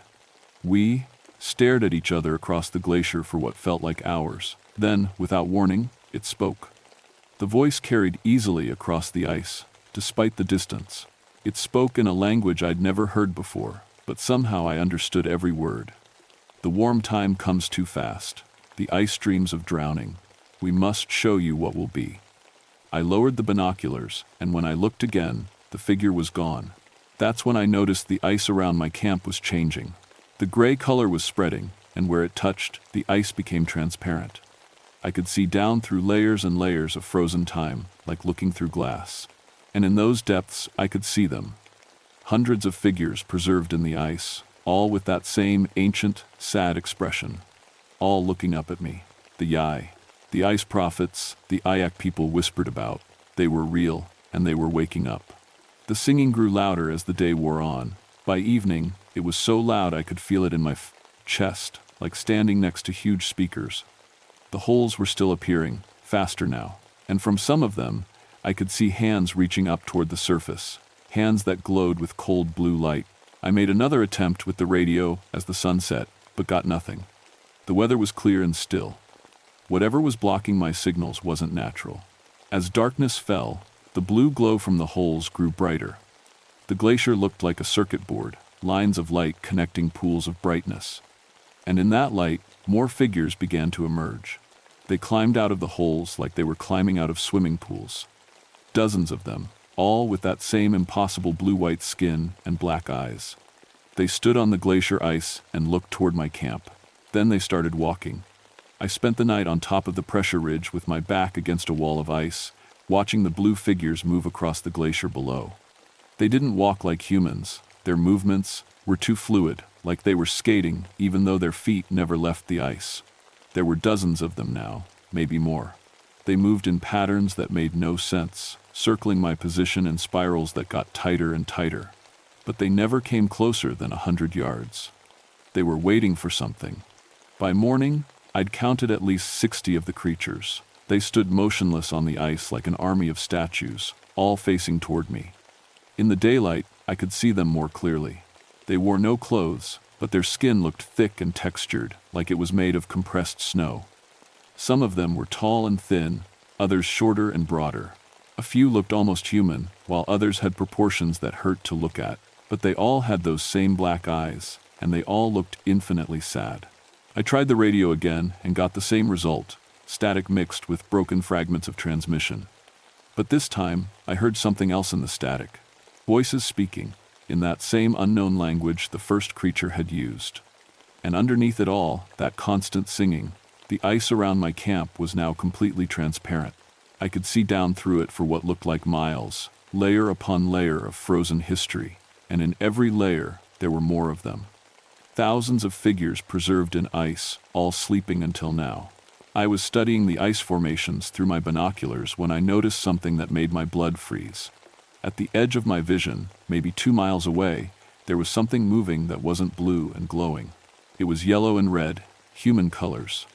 I focused the binoculars and felt my stomach drop. It was a person in winter gear, walking across the ice toward the concentration of holes, moving directly toward the waiting creatures. "No," I whispered, then shouted as loud as I could, "Turn back, get away from there." My voice echoed across the glacier, but the figure kept walking. Too far away to hear me. Too far away for me to reach in time. I watched in horror as the person approached the nearest group of creatures. They didn't seem to see them.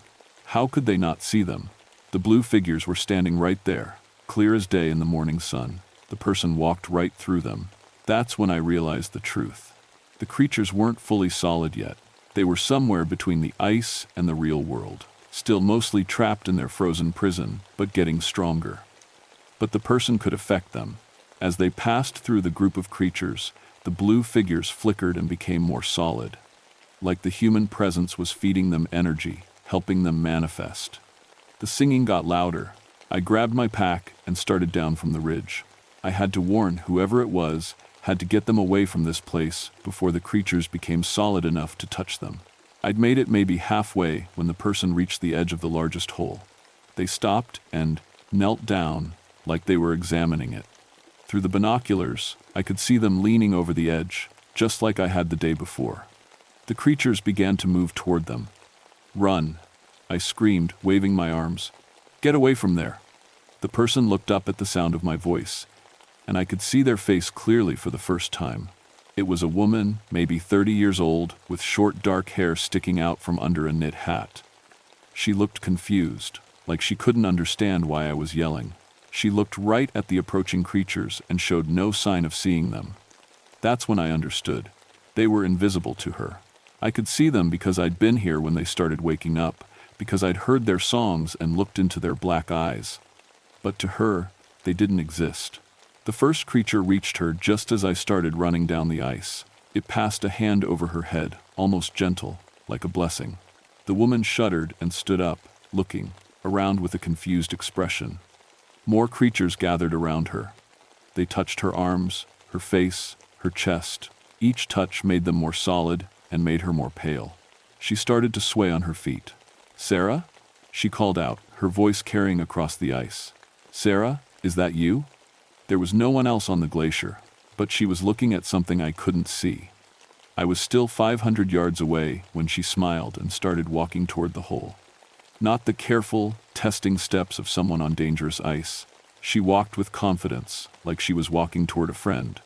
"Wait for me," she called out. "I'm coming." She reached the edge of the hole and didn't hesitate.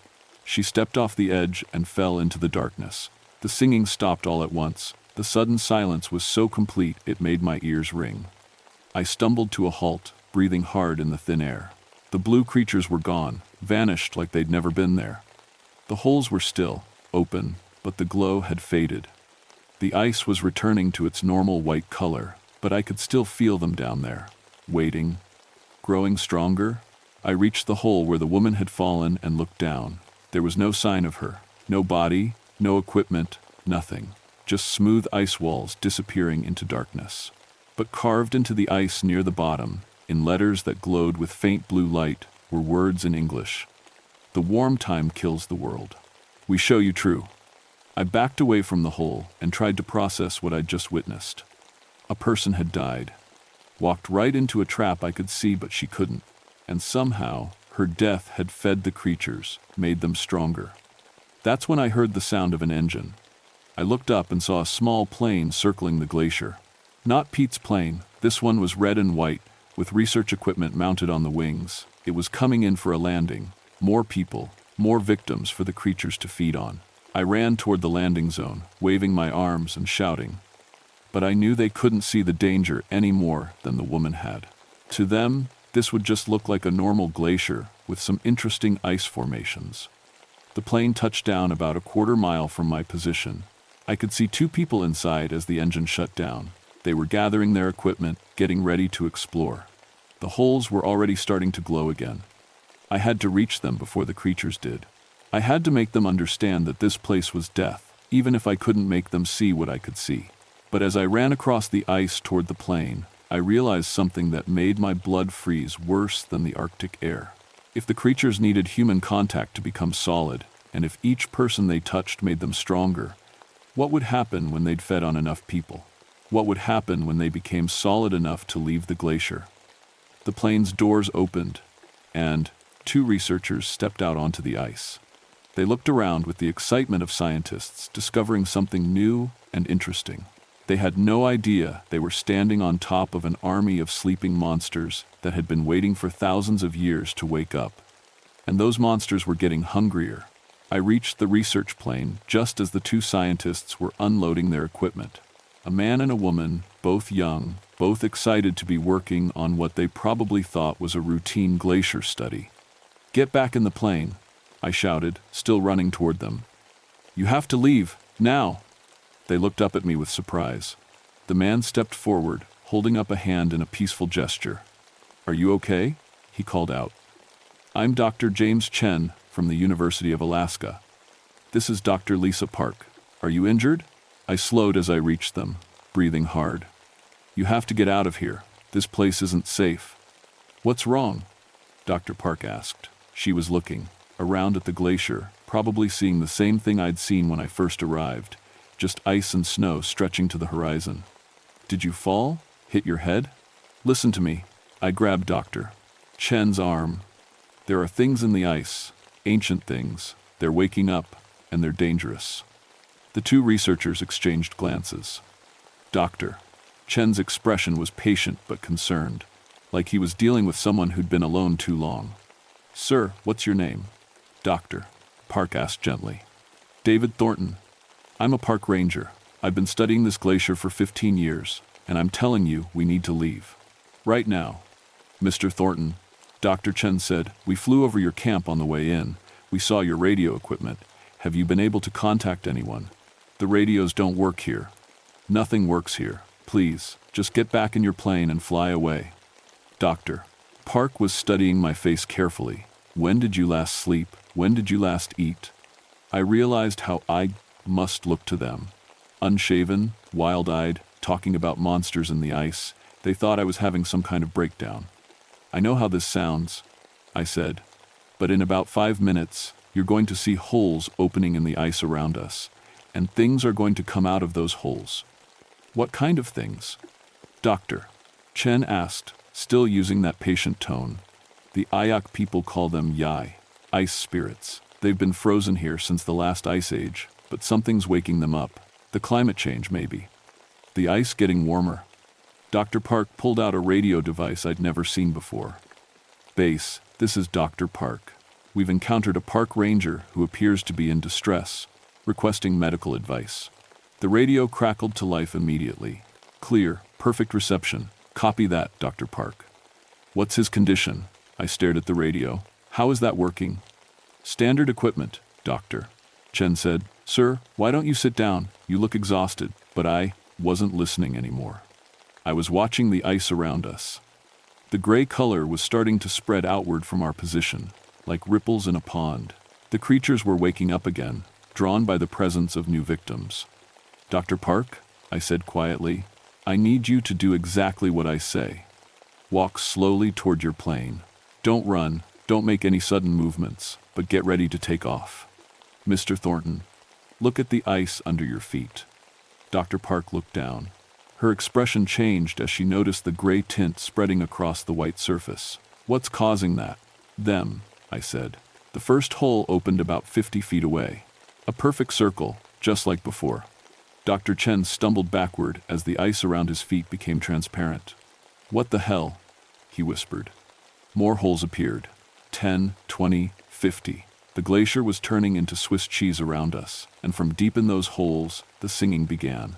Dr. Park grabbed Dr. Chen's arm. We need to go. Now. But it was too late. The blue figures were already climbing out of the holes. This time was different. This time, the doctors could see them. Oh my God, Doctor. Park breathed. The creatures moved with more purpose now, more intelligence. They spread out in a circle around us, cutting off our escape route to the plane. But they didn't attack. They just stood there, watching us with those infinite black eyes. The largest one, the first one I'd seen, stepped forward. When it spoke, its voice was like wind through ice caves. You will see, it said. The warm time kills everything. The ice melts, the waters rise, all the green places drown. We show you true. Dr. Chen was fumbling with scientific instruments, trying to record what was happening. This is impossible. The temperature readings, the electromagnetic signatures, shut up and listen, I said. The creature raised one blue hand, and suddenly, I wasn't standing on a glacier anymore. I was, floating above the earth, seeing it from space. But it wasn't the earth I knew. The ice caps were gone. The coastlines had moved hundreds of miles inland.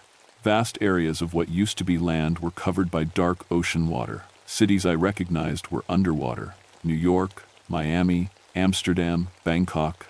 Millions of people trying to escape the rising waters, but there was nowhere to go. The vision shifted.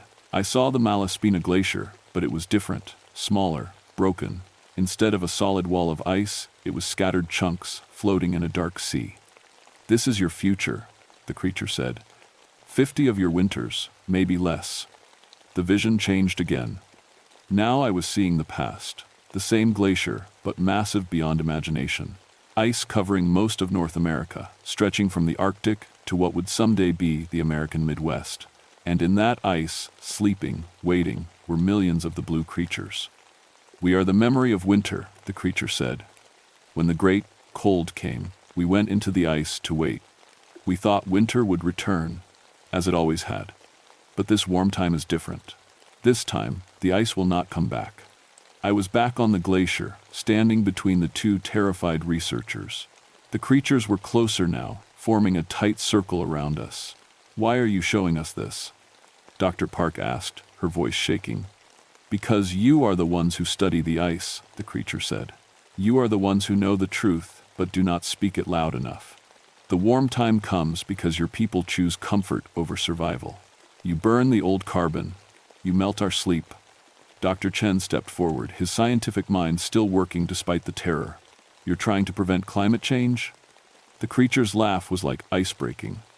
"Too late for prevention. We show you the true path. Join us in the ice, sleep through the warm time, wake when winter returns." "And if we refuse?" I asked. "Then you burn with your world." The singing grew louder. The other creatures began to move closer. I could feel the cold radiating from their bodies, a supernatural cold that had nothing to do with air temperature.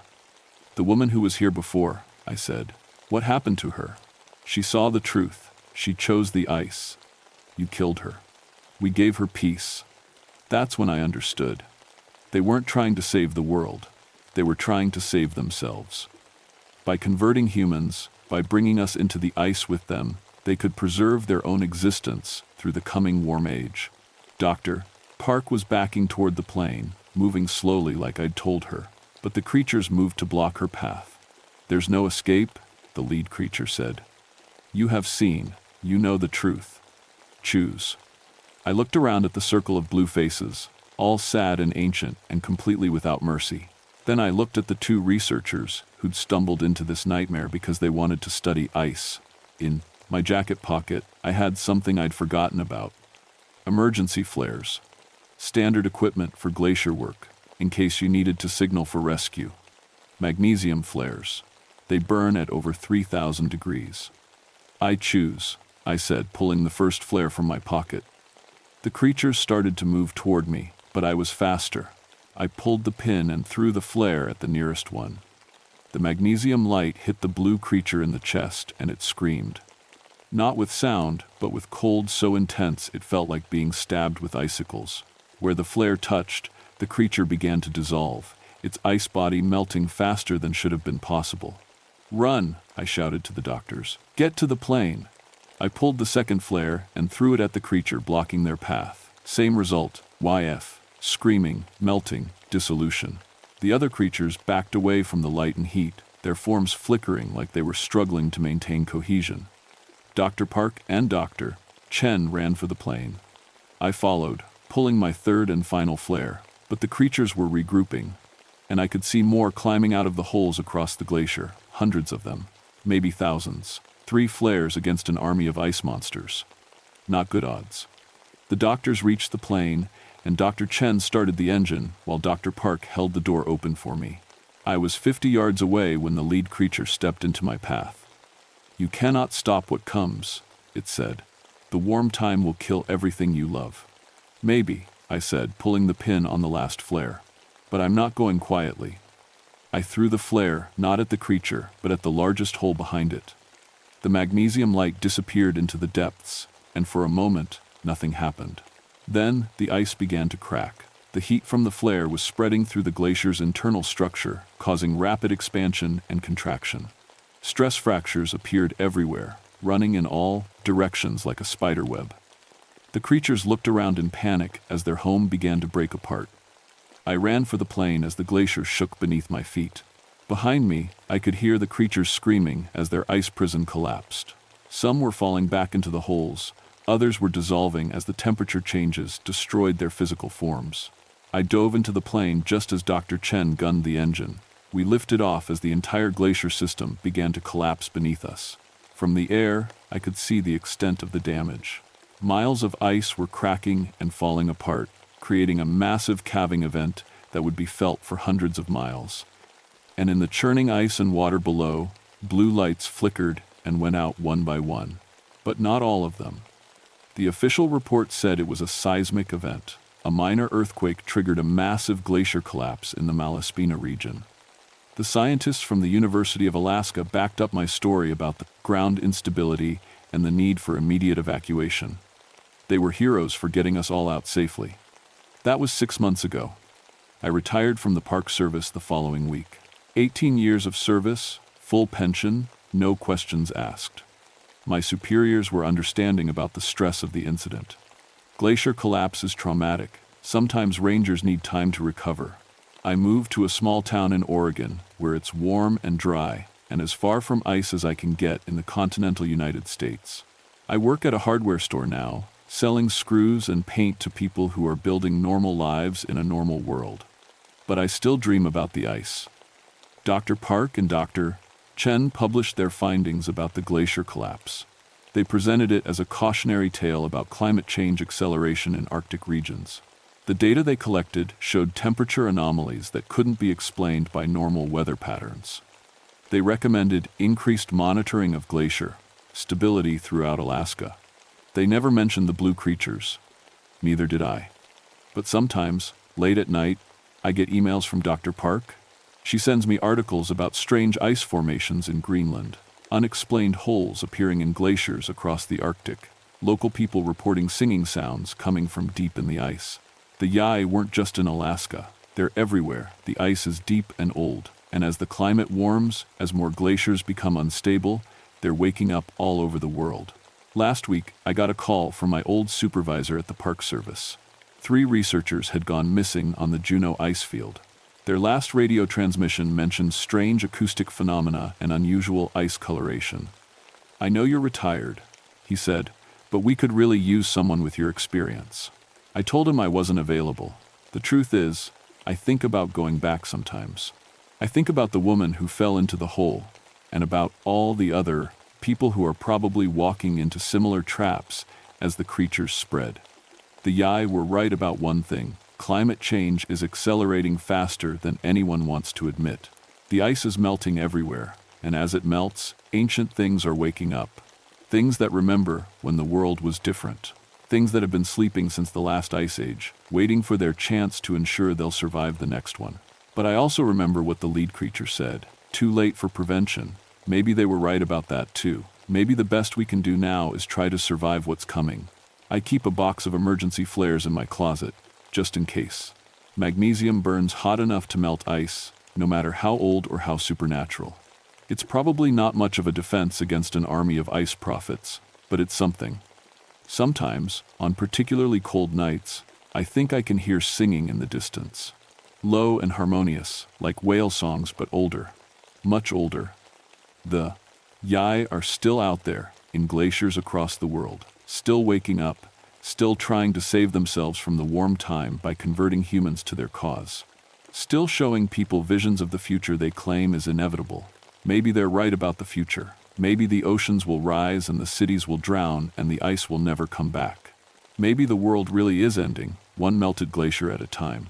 But even if that's true, even if we're all headed for the same drowning future, I know one thing for certain. I'm not going into the ice willingly. Some people might choose the eternal cold sleep the Yai offer. Some people might decide that joining the ice prophets is better than facing an uncertain future in a warming world. But not me. I'll take the uncertain future. I'll take the risk of drowning cities and rising seas and all the chaos that climate change might bring. Because at least it's a human future. Whatever happens, the Yai can keep their prophecies and their frozen dreams. I'll stick with the warm time, as long as it lasts.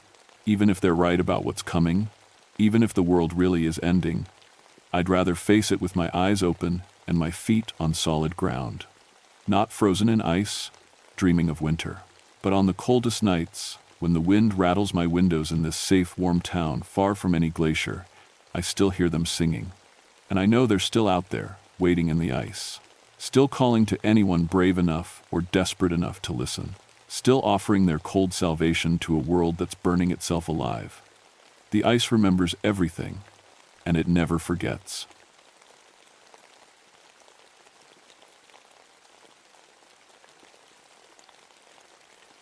My name is Samuel Blackhorse, and I'm a park ranger. For 14 years, I've worked in some of the most remote places on Earth, but nothing prepared me for what happened at Cobook Valley National Park in September of 1986. Most people don't know Alaska has a desert, but there it is, 100 miles above the Arctic Circle, 25 square miles of sand dunes that look like they belong in the Sahara, not in a place where winter lasts 8 months. The Great Cobook Sand Dunes sit in a valley surrounded by spruce forests and tundra, a golden sea of shifting sand that makes no sense in this frozen world. I grew up in Arizona, on the Navajo Nation, so deserts didn't scare me. Sand was sand, whether it was hot or cold. That's what I thought, anyway. The Inupiat elders who lived near the park had different ideas. They called the dunes siku swimmers, a place where things moved through sand like fish through water. Old stories, I figured. Every wild place has its legends. I was wrong. My job that September was routine maintenance, checking weather stations, documenting sand movement, making sure the few hiking trails were safe. The park gets maybe 50 visitors a year, and most of those come in summer. By September, I had the whole place to myself, which was exactly how I liked it. The first snow had fallen 2 nights before I arrived. Not much, just enough to dust the tops of the dunes with white. The contrast was beautiful. Golden sand valleys with white peaks, like someone had sprinkled powdered sugar on desert mountains. I'd brought camping gear for a week-long survey, planning to document how the early snow affected sand stability. I set up camp near the center of the dune field, in a sheltered spot between 2 large ridges. The silence was complete. No birds, no insects, no wind. Just the soft whisper of sand grains settling as the dunes slowly shifted in the thin Arctic air. That first night, I made dinner on my camp stove, watched the aurora dance overhead. Green curtains of light rippled across the star-filled sky, reflecting off the snow-dusted sand. It was peaceful, beautiful. I fell asleep thinking about how lucky I was to see places like this, places where humans were just temporary visitors. I should have paid attention to why the place was so quiet. The next morning, I woke to strange tracks around my tent. Not animal tracks, at least not like any I'd seen before. They were smooth grooves in the sand, about 3 feet wide, as if something large had been dragging itself in circles around my campsite. The grooves had no beginning or end. They just appeared and disappeared, as if whatever made them had emerged from deep sand, circled my tent, and then vanished back into the earth. I examined the tracks carefully. The sand inside the grooves was packed differently than the surrounding surface, denser, with a strange oily sheen. When I touched it, my fingers came away damp, even though no moisture should exist in this dry environment. My first thought was equipment. Maybe the Park Service had done some kind of survey work I didn't know about, some kind of drilling or soil sampling that left unusual marks.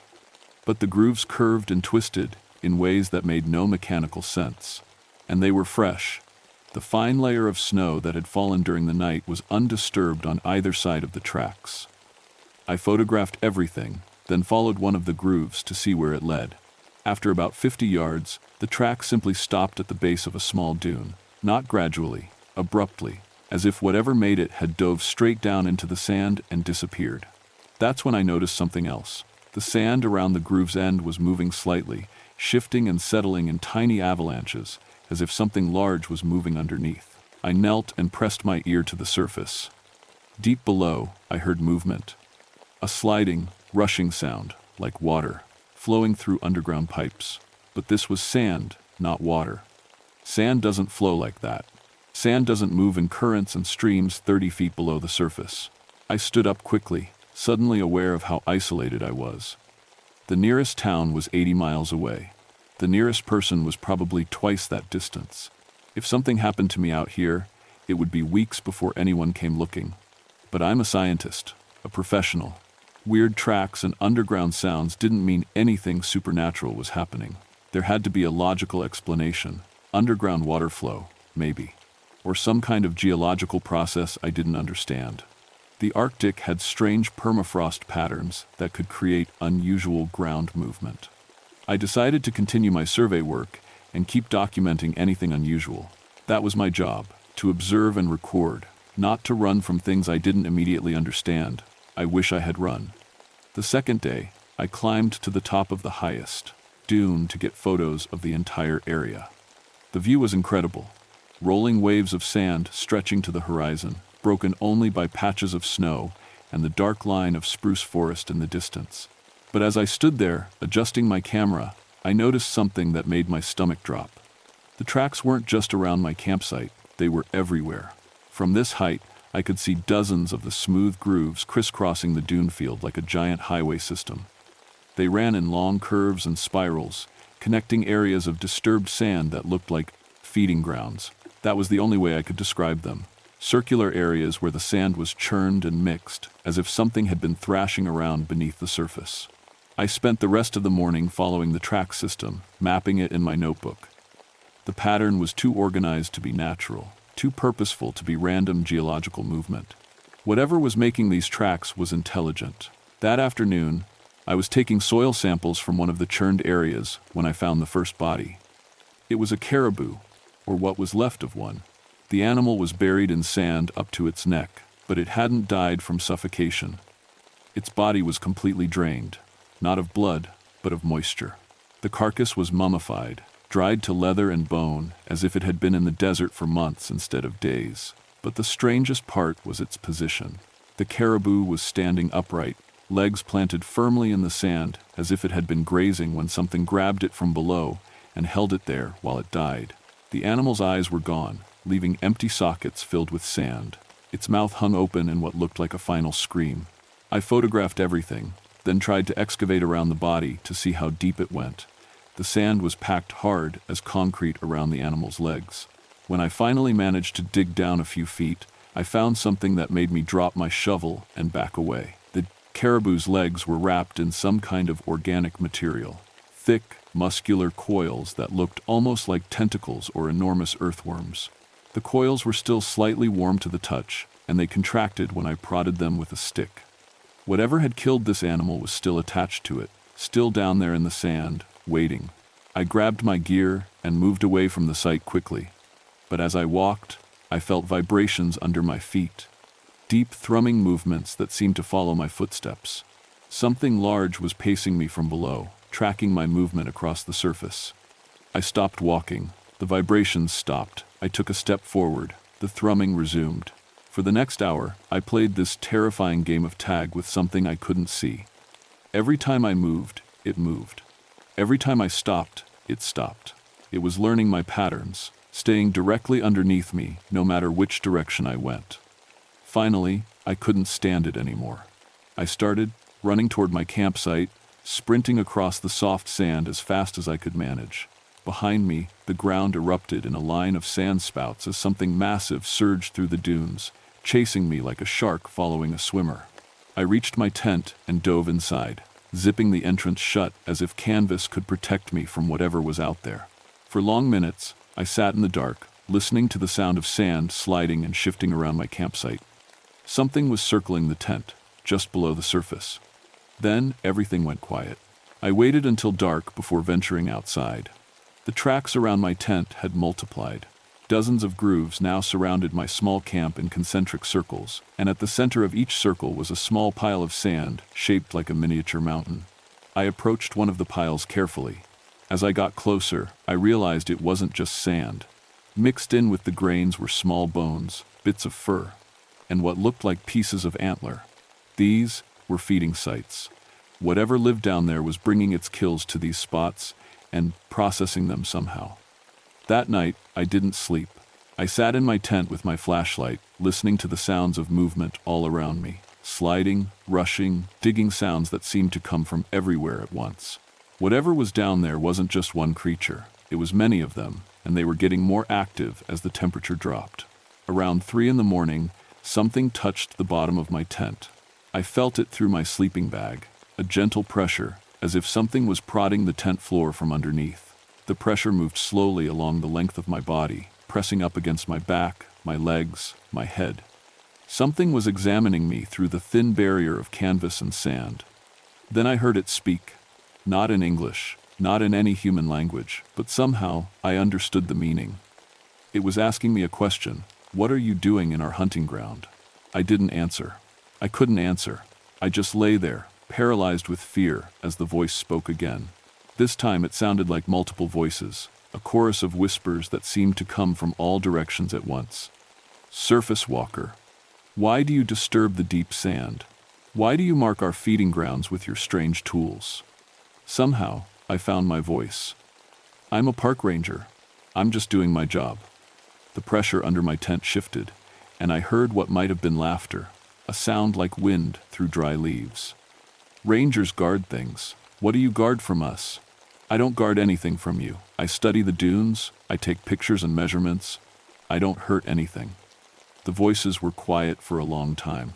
Then, you smell of other places, hot sand, bright sun. You know desert things, but you do not know cold sand things.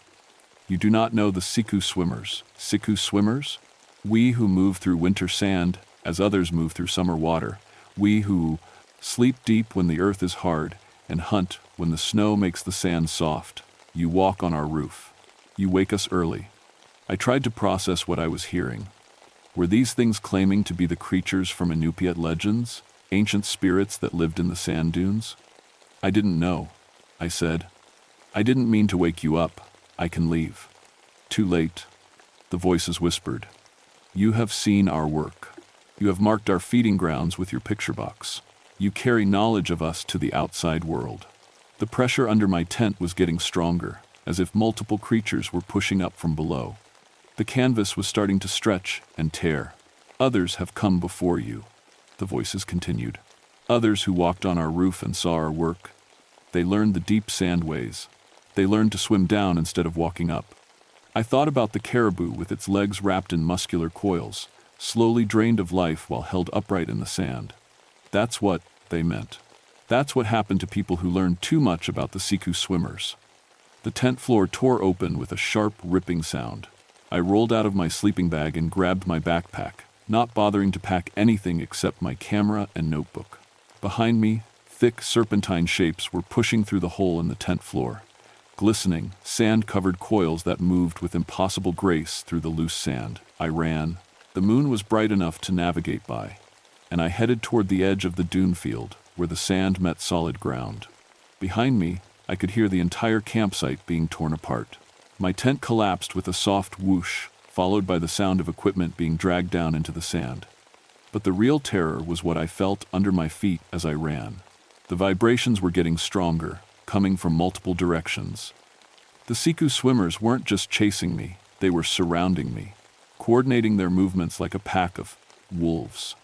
The sand ahead of me erupted in a fountain of white and gold as something massive breached the surface. For a split second, I saw it clearly in the moonlight, a creature that looked like a cross between a giant earthworm and a sea serpent, 30 feet long and covered in overlapping scales that gleamed like wet sand. Its head was eyeless, but lined with sensing organs that twitched and moved as it tasted the air. The creature dove back into the sand before I could get a good photo, but its emergence had shown me something important. These things could only surface for short periods. They needed the sand like fish needed water. I changed direction, heading for a rocky outcrop I'd seen earlier. If I could reach solid ground, maybe I'd be safe. More creatures breached around me as I ran, their movements creating a wave effect in the sand like dolphins playing in the wake of a boat. There were at least 6 of them, possibly more. They seemed to be herding me, cutting off escape routes and forcing me toward the center of the dune field. I realized with growing horror that I was being driven toward one of the large feeding areas I'd mapped earlier, a place where the sand was churned and mixed, perfect for pulling prey down into the deep layers where the siku swimmers could feed in safety. The ground under my feet was getting softer, more yielding. Each step sank deeper into the sand, making it harder to run. Soon I was struggling through sand up to my knees, then my waist. The creatures had stopped chasing me because they didn't need to anymore. I was trapped in their feeding ground, slowly sinking into sand that behaved more like quicksand than the solid surface I'd been walking on all week. That's when I remembered something from my childhood in Arizona. My grandfather had taught me about desert survival, including how to escape from sand traps and flash flood deposits. The key was not to fight the sand, but to work with it. I stopped struggling, and spread my body weight as evenly as possible, like floating on water. Instead of trying to climb out, I rolled sideways toward firmer ground, moving slowly and steadily without creating vibrations that would attract the creatures below. It worked. Gradually, I made my way to the edge of the feeding area, where the sand was more stable. But as I pulled myself onto firmer ground, I felt something grab my ankle. A thick, muscular coil had wrapped around my leg and was trying to pull me back into the soft sand. I could see the creature's body partially emerged from the surface. Scales that shifted color to match the sand and snow, powerful segments that contracted and expanded as it tried to drag me down. I grabbed a handful of snow from a nearby drift and pressed it against the creature's body. The reaction was immediate and violent. The coil released my ankle, and the creature thrashed wildly, diving deep into the sand to escape the cold moisture. Steam rose from where the snow had touched its scales. Water. They were vulnerable to water. I filled my water bottle with snow and melted it with my body heat as I continued toward the rocky outcrop. Every time I felt vibrations under my feet, I poured a small amount of water onto the sand. The creatures would retreat immediately, giving me space to keep moving. But I was running out of snow, and dawn was still hours away. I reached the rocky outcrop just as my water ran out. The stone was old granite, worn smooth by thousands of years of wind and weather. Most importantly, it was solid ground, where the Siku swimmers couldn't reach me. I climbed to the top and looked back across the dune field. In the moonlight, I could see the sand moving in patterns that looked almost like a slow-motion whirlpool. The creatures were circling below the surface, waiting for me to come back down. That's when I understood what the Inupiat elders had been trying to tell people all along. The Great Kobuk Sand Dunes weren't just a geological formation. They were a habitat, an ecosystem as complex and dangerous as any coral reef or rainforest. And humans were not welcome. The Siku swimmers had evolved to live in this unique environment where desert conditions existed in an Arctic climate. They hunted during the brief periods when snow made the sand soft and mobile, then went dormant during the harsh winter months when everything froze solid. I had arrived at exactly the wrong time, when they were most active and most hungry. As I sat on the rock, reviewing my notes and photos by flashlight, I heard the voices again. But this time they sounded different, less threatening, more curious. Surface walker, you swim in air instead of sand. How do you float above the deep places? I looked around but couldn't see any creatures. They were speaking from somewhere below the rock, probably in underground tunnels that connected the entire dune system. I don't swim in air, I said. I walk on solid ground, on rock and dirt and hard surfaces. Show us, the voices whispered. Show you what? Show us how surface things work. You have the picture box. You take images of our work. Show us images of your work. I realized they wanted to see my photographs. They were intelligent enough to understand what a camera was, even if they'd never seen the pictures it produced. With shaking hands, I took out my camera and looked through the developed photos I'd taken over the past 2 days. The strange tracks, the feeding sites, the dried caribou carcass, evidence of their existence that no one would believe without seeing. These show your hunting grounds, I said, holding up the photos. Your tracks and feeding areas. The sand around the base of the rock began to move in agitated patterns. You will take these to other surface walkers, the voices said. You will bring many others to see our roof. Our hunting will be disturbed. Our sleep will be broken. No, I said quickly. I won't show these to anyone. I'll destroy them. I'll say I didn't find anything unusual. Lies, the voices hissed. Surface walkers always bring others. You cannot help your nature, just as we cannot help ours. The sand around the rock was rising now, forming small dunes that grew higher with each passing minute.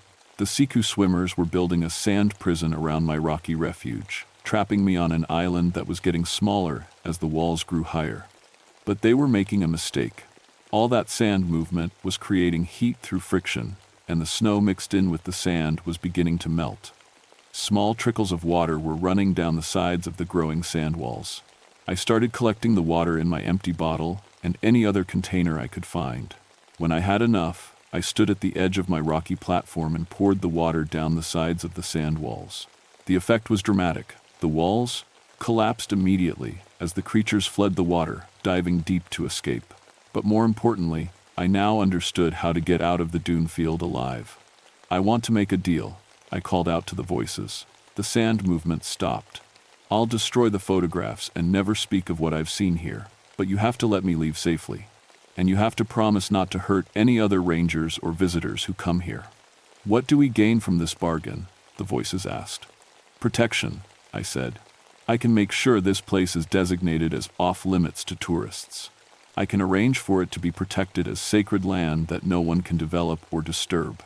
You'll be able to hunt and sleep in peace." The silence stretched on for several minutes. Finally, "How do we know you will keep this bargain?" I thought about the dried caribou, about the feeling of being stalked by something ancient and powerful, about the voices that spoke from deep sand. These creatures were part of an ecosystem that had existed for thousands of years before the first human set foot in Alaska. They had as much right to exist as any other wildlife. "Because I understand what you are now," I said. "You're not monsters, you're just trying to survive in a world that's changing too fast. I won't be the one to destroy that." The sand around the rock began to settle and smooth out. Slowly, carefully, I climbed down from my refuge. The ground felt solid under my feet again, and the vibrations had stopped. I walked across the dune field in the growing light of dawn, following my original tracks back toward where I'd left my camping gear. Most of it was buried or destroyed, but I managed to salvage enough supplies to make it to my pickup point. As I reached the edge of the dunes, I stopped and looked back one more time. The rising sun painted the sand in shades of gold and pink, and everything looked peaceful and empty. Just another beautiful wilderness area where nothing unusual ever happened. I exposed all my film to the light, destroying the photographs. Then I hiked to the landing strip where the bush pilot was scheduled to pick me up. I never filed a report about what happened in the Kobuk Dunes. My official documentation stated that the area showed normal seasonal changes with no unusual wildlife activity or geological features requiring further study. I recommended that the central dune field be designated as a restricted area to prevent damage to the fragile sand ecosystem. The Park Service accepted my recommendations without question. The Great Kobuk Sand Dunes were quietly reclassified as a research preserve with limited public access. Visitors were restricted to guided tours that stayed on the edges of the dune field, away from the central hunting grounds of the Siku swimmers. But keeping that promise came with a price I hadn't expected. For months after leaving the dunes, I had dreams about moving through sand as if it were water. I would wake up with the taste of grit in my mouth and the feeling that something was calling to me from far away. The dreams were so vivid that I started sleeping on the floor instead of my bed, curled up on hard surfaces that reminded me of rock instead of sand. My supervisor noticed the change in my behavior and recommended I take some time off. I spent 3 weeks in the desert near my childhood home, walking the familiar trails and trying to convince myself that sand was just sand. But even in the bright Arizona sun, I found myself listening for sounds from underground, watching for the telltale signs of something moving beneath the surface. The Siku swimmers had marked me somehow, not physically, but mentally. They had shared their underground world with me, and part of me would always be aware of the hidden places where things moved through earth as easily as birds moved through air. I returned to work eventually, but I never volunteered for assignments in sandy areas. I stuck to forests and mountains, places where the ground was solid and the only things moving underground were roots and worms. My colleagues thought I'd developed an aversion to desert work after too many years in hot climates. If only they knew. 3 years later, I heard about a research team that wanted to study the Kobuk Dunes for a documentary about Arctic ecosystems. They'd heard rumors of unusual geological features and wanted to investigate with ground-penetrating radar and deep core samples. I made some phone calls and had their permits denied. Told the Park Service that the area was too sensitive for that kind of intrusive research, that it might damage the delicate sand formations. It wasn't entirely a lie, but late at night, when the wind is blowing just right, I sometimes think I can hear voices carried on the air from 1,000 miles away. Whispers from the deep sand, thanking me for keeping our bargain, reminding me that some places on Earth belong to creatures older and stranger than anything we can imagine. The Siku swimmers are still out there, hunting in their golden wilderness above the Arctic Circle. They sleep through the long winters when the sand freezes hard as stone, and wake when the first snows make their world soft again. They remember the surface walker who kept his promise, and they honor our agreement. I hope they always will. Because sometimes, on nights when I can't sleep, I find myself planning a return trip to the Kobuk Dunes. Not as a ranger this time, but as something else. As someone who understands that there are different ways to move through the world, different ways to swim through substance and space. The dreams are getting stronger, the call is getting harder to ignore, and I'm starting to wonder if I really escaped from the sand dunes that September morning, or if I just convinced myself I had. The Siku swimmers are patient hunters. They can wait years for their prey to come to them willingly. I think I'm beginning to understand what that means.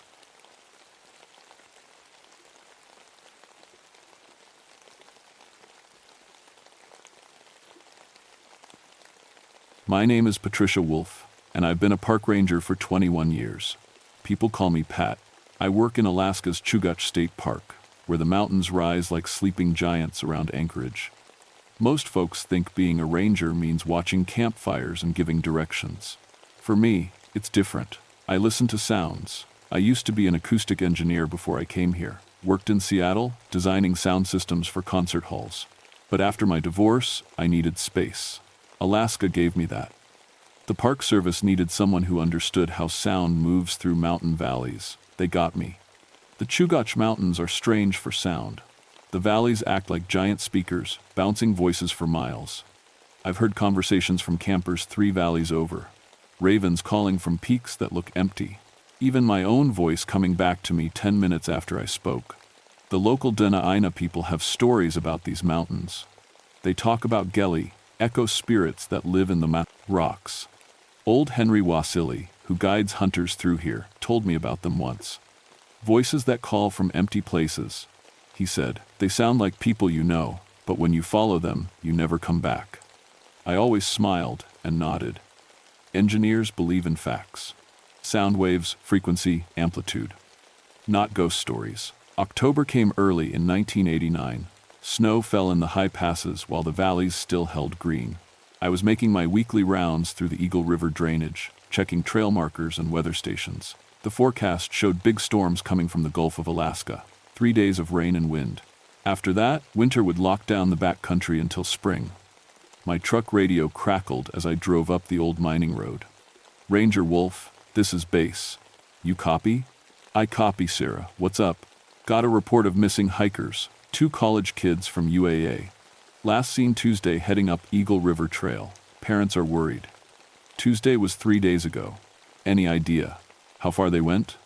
They filed a plan to reach Echo Lake. 5-day trip. Echo Lake sits 12 miles back in the mountains. Deep country. The trail follows Eagle River through 3 major valleys, each one shaped like a bowl. Sound carries weird in those places. I'd recorded echoes there that lasted 30 seconds. Long enough to have a conversation with yourself. I'll head up and check, I told Sarah. Weather's turning, so if they're stuck somewhere.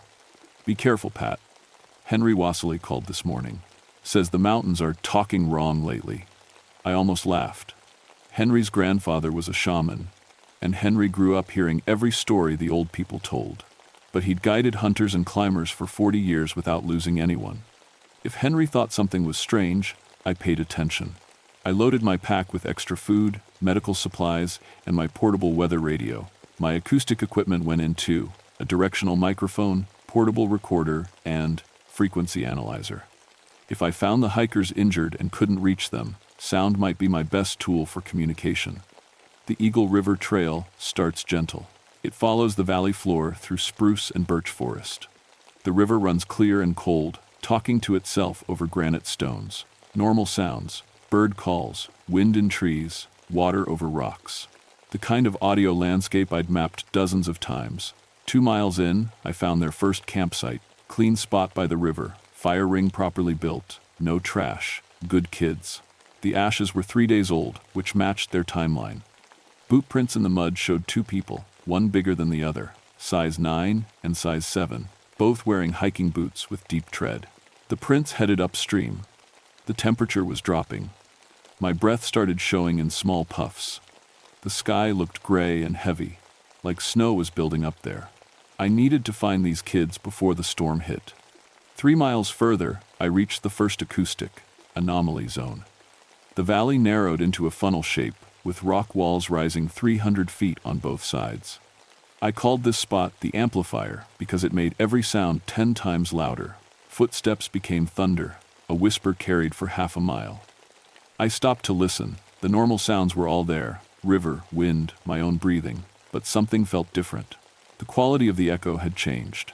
Usually when I clapped my hands in this spot, the echo came back clear and sharp. Now it sounded muddy, like the rock walls were tired. I recorded a few test sounds and played them back through my headphones. The frequency analysis looked normal. Maybe I was imagining things. The stress of looking for lost hikers could play tricks on your mind. But as I packed up my equipment, I heard something that made me freeze. "Pat? Pat, is that you?"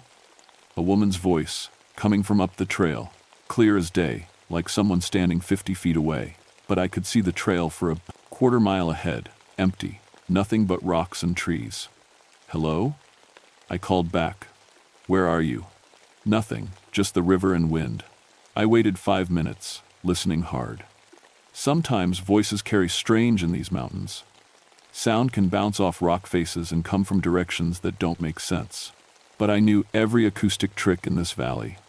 That voice had been close. Too close. I checked my watch. 2 o'clock, 4 hours of daylight left, and I still had 9 miles to cover. The hikers might be hurt, might be waiting for help. I couldn't waste time chasing phantom voices. But as I started walking again, part of my engineer brain stayed alert. Sound doesn't lie. Energy doesn't create itself. If I heard a voice, something made that voice. The question was what? The trail climbed steeper as I moved deeper into the mountains. Eagle River carved its way through granite cliffs that rose like cathedral walls. Every sound echoed. My boots on stone, the zip of my jacket, even my breathing. The acoustic signature kept changing as the valley shape shifted. Wide spots swallowed sound. Narrow chokes amplified everything. 4 miles in, I found their second campsite. This one looked different. The fire ring was built wrong, too big. Stones scattered like someone had kicked them. Their tent had been set up in a spot that would catch wind and water if it rained. These same kids who'd made a perfect camp 2 days earlier had suddenly forgotten everything they knew about wilderness camping. I knelt by the cold fire pit. The ashes were 2 days old, but something white caught my eye in the char. Paper. I pulled out a partially burned notebook page. Most of it was gone, but I could read a few words in blue ink. Hearing voices all night. Sarah keeps answering, but she's right here sleeping. Echoes coming too fast. Doesn't make sense. My skin went cold. Sarah was one of the hikers, a girl, and she was hearing voices too. I checked the ground around their campsite more carefully. 2 sets of boot prints led away from the site, but they didn't follow the trail. Instead, they headed straight up the valley wall, a steep climb through loose rock and thick brush. No experienced hiker would go that way. It was dangerous and led nowhere. I followed the prints for 50 yards. They stopped at a sheer rock face, just stopped, like the hikers had walked into solid stone and vanished. "What the hell?" I said out loud. My voice came back to me from 3 different directions. The echoes overlapped and mixed until they sounded like other people talking, like a conversation I couldn't understand. I pulled out my recorder and spoke into it. "This is Patricia Wolf, Eagle River Trail, Mile 4. Time is 3:15 p.m., October 12th, 1989. I'm following tracks that end at a rock face." I played it back immediately. My voice sounded normal on the recording, but when I spoke those same words out loud again, the echoes came back distorted, stretched out, like the mountain was chewing on my words before spitting them back. I tried to think like an engineer. Sound was energy moving through air. It bounced off surfaces according to physics. Angle of incidence equals angle of reflection. The shape of surfaces determined frequency response. Everything had a scientific explanation, but I'd never heard echoes that sounded tired before. I backtracked to the trail and kept climbing. The hikers had to be somewhere ahead. Maybe they'd gotten confused, followed the wrong path, doubled back. People made mistakes in the wilderness. Panic could make you do stupid things. At mile 6, the trail entered the second acoustic zone. The valley opened into a huge natural bowl, maybe a mile across. Steep walls rose on all sides, creating what acoustic engineers call a parabolic reflector. It focused sound like a satellite dish. I'd tested this spot before and measured echoes that lasted 45 seconds. The silence hit me first. No river sounds. Eagle River split into small creeks up here, too quiet to hear. No wind in the trees. No bird calls. Even my footsteps seemed muffled, like the air itself was thick. I stopped in the center of the bowl and clapped my hands. The echo should have been massive, rolling around the walls like thunder. Instead, I heard a weak clap that died fast. Like the rock walls were absorbing the sound instead of reflecting it. That was impossible. Granite doesn't absorb sound. It's one of the most reflective materials in nature. I set up my equipment and ran a full acoustic analysis. The frequency response looked normal on my instruments. But when I generated test tones through my speaker, they sounded flat and dead, like playing music in a padded room. Test tone, 440 Hz, I said into my recorder. The playback sounded fine through headphones. But when I spoke the same words out loud, something answered from across the bowl. Test tone, 440 Hz.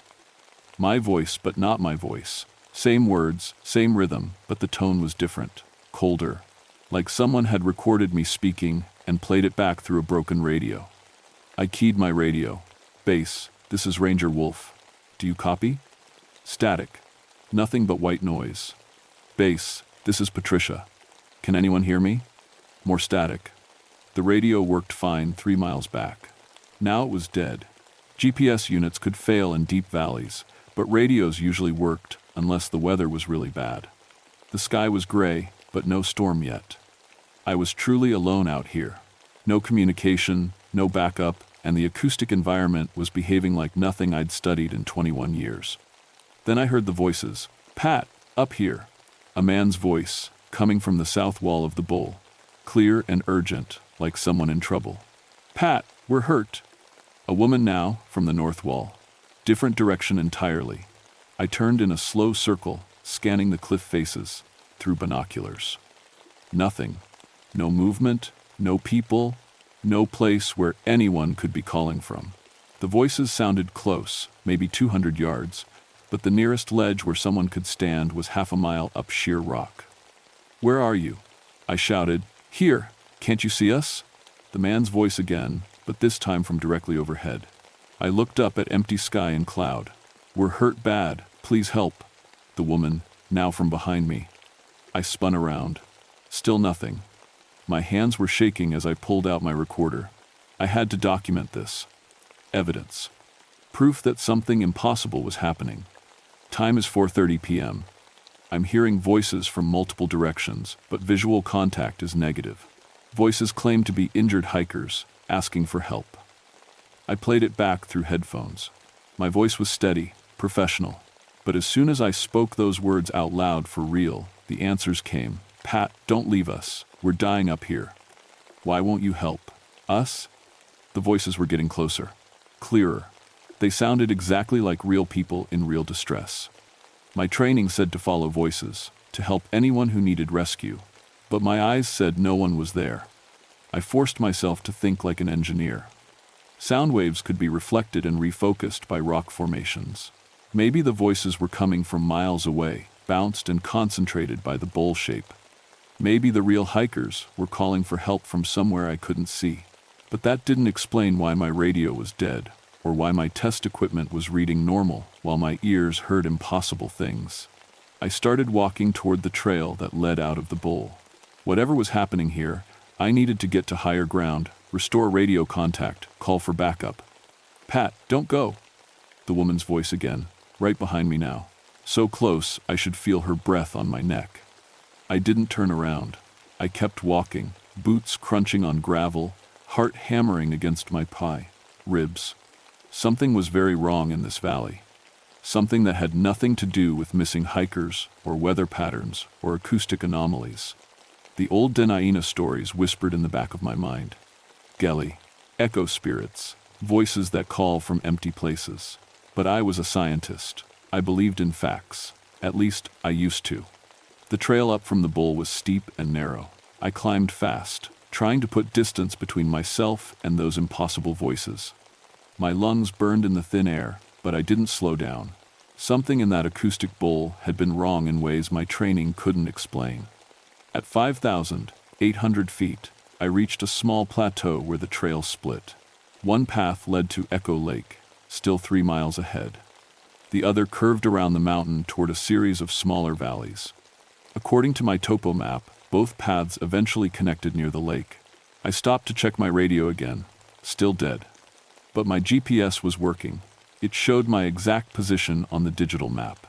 Battery levels were fine on all my equipment. Nothing was broken. The radio just wouldn't transmit or receive. I pulled out the partially burned notebook page I'd found at the hiker's second campsite. In daylight, I could read a few more words. Sarah keeps answering, but she's right here sleeping. Echoes coming too fast. Doesn't make sense. They know our names. They know our names. My mouth went dry. I'd been assuming the voices were just some kind of acoustic phenomenon. Sound waves behaving strangely in the mountain valleys. But acoustic anomalies don't know people's names. I folded the paper and put it back in my pocket. The smart thing would be to head back down the mountain, get to a place where my radio worked, call for backup, let a full search and rescue team handle this. But 2 college kids were still missing. If they were hurt, they might not survive another night. The temperature was dropping fast, and the storm would hit by morning. I chose the main trail toward Echo Lake. The path followed a narrow ridge between 2 deep valleys. On my left, Eagle River carved its way through granite walls. On my right, a smaller drainage called Whisper Creek wound through dense forest. I'd named it Whisper Creek because of how sound carried there. The creek bed acted like a natural speaking tube, carrying voices for miles. As I hiked, I started hearing things again. Not the clear voices from the bowl, but softer sounds. Whispers. Conversations just at the edge of understanding. They seemed to come from Whisper Creek Valley, floating up through the trees. I stopped every few minutes to listen. The sounds were definitely human voices, but too distant to make out words, like hearing a party through a wall. Normal sound carries strangely in mountains, I told myself. Campers in the valley below, their voices bouncing up the rock walls. But I could see down into Whisper Creek Valley through my binoculars. No camps, no people. No signs of human activity at all. The whispers kept following me. At mile 8, I found something that stopped me cold. A piece of bright orange fabric tied to a tree branch. Standard trail marker, but not one of mine. The Park Service used yellow markers. Search and rescue teams used red. I untied the fabric and examined it.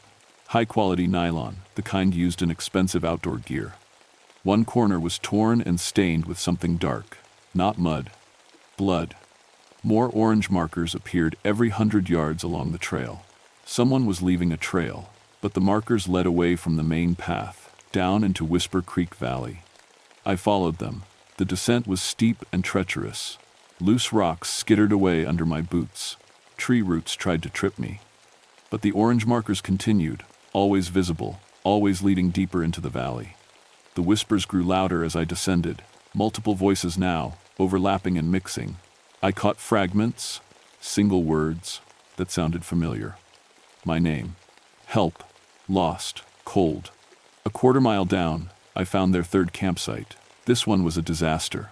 The tent was shredded, hanging in tatters from broken poles. Sleeping bags were scattered and torn open, their down filling floating in the wind like snow. Food containers were smashed and empty. It looked like bears had destroyed everything. But there were no bear tracks. Only human boot prints, the same size 9s and 7s I'd been following all day. I searched through the wreckage. Most of their gear was ruined, but I found a camera with film still in it. The last few shots might tell me what happened.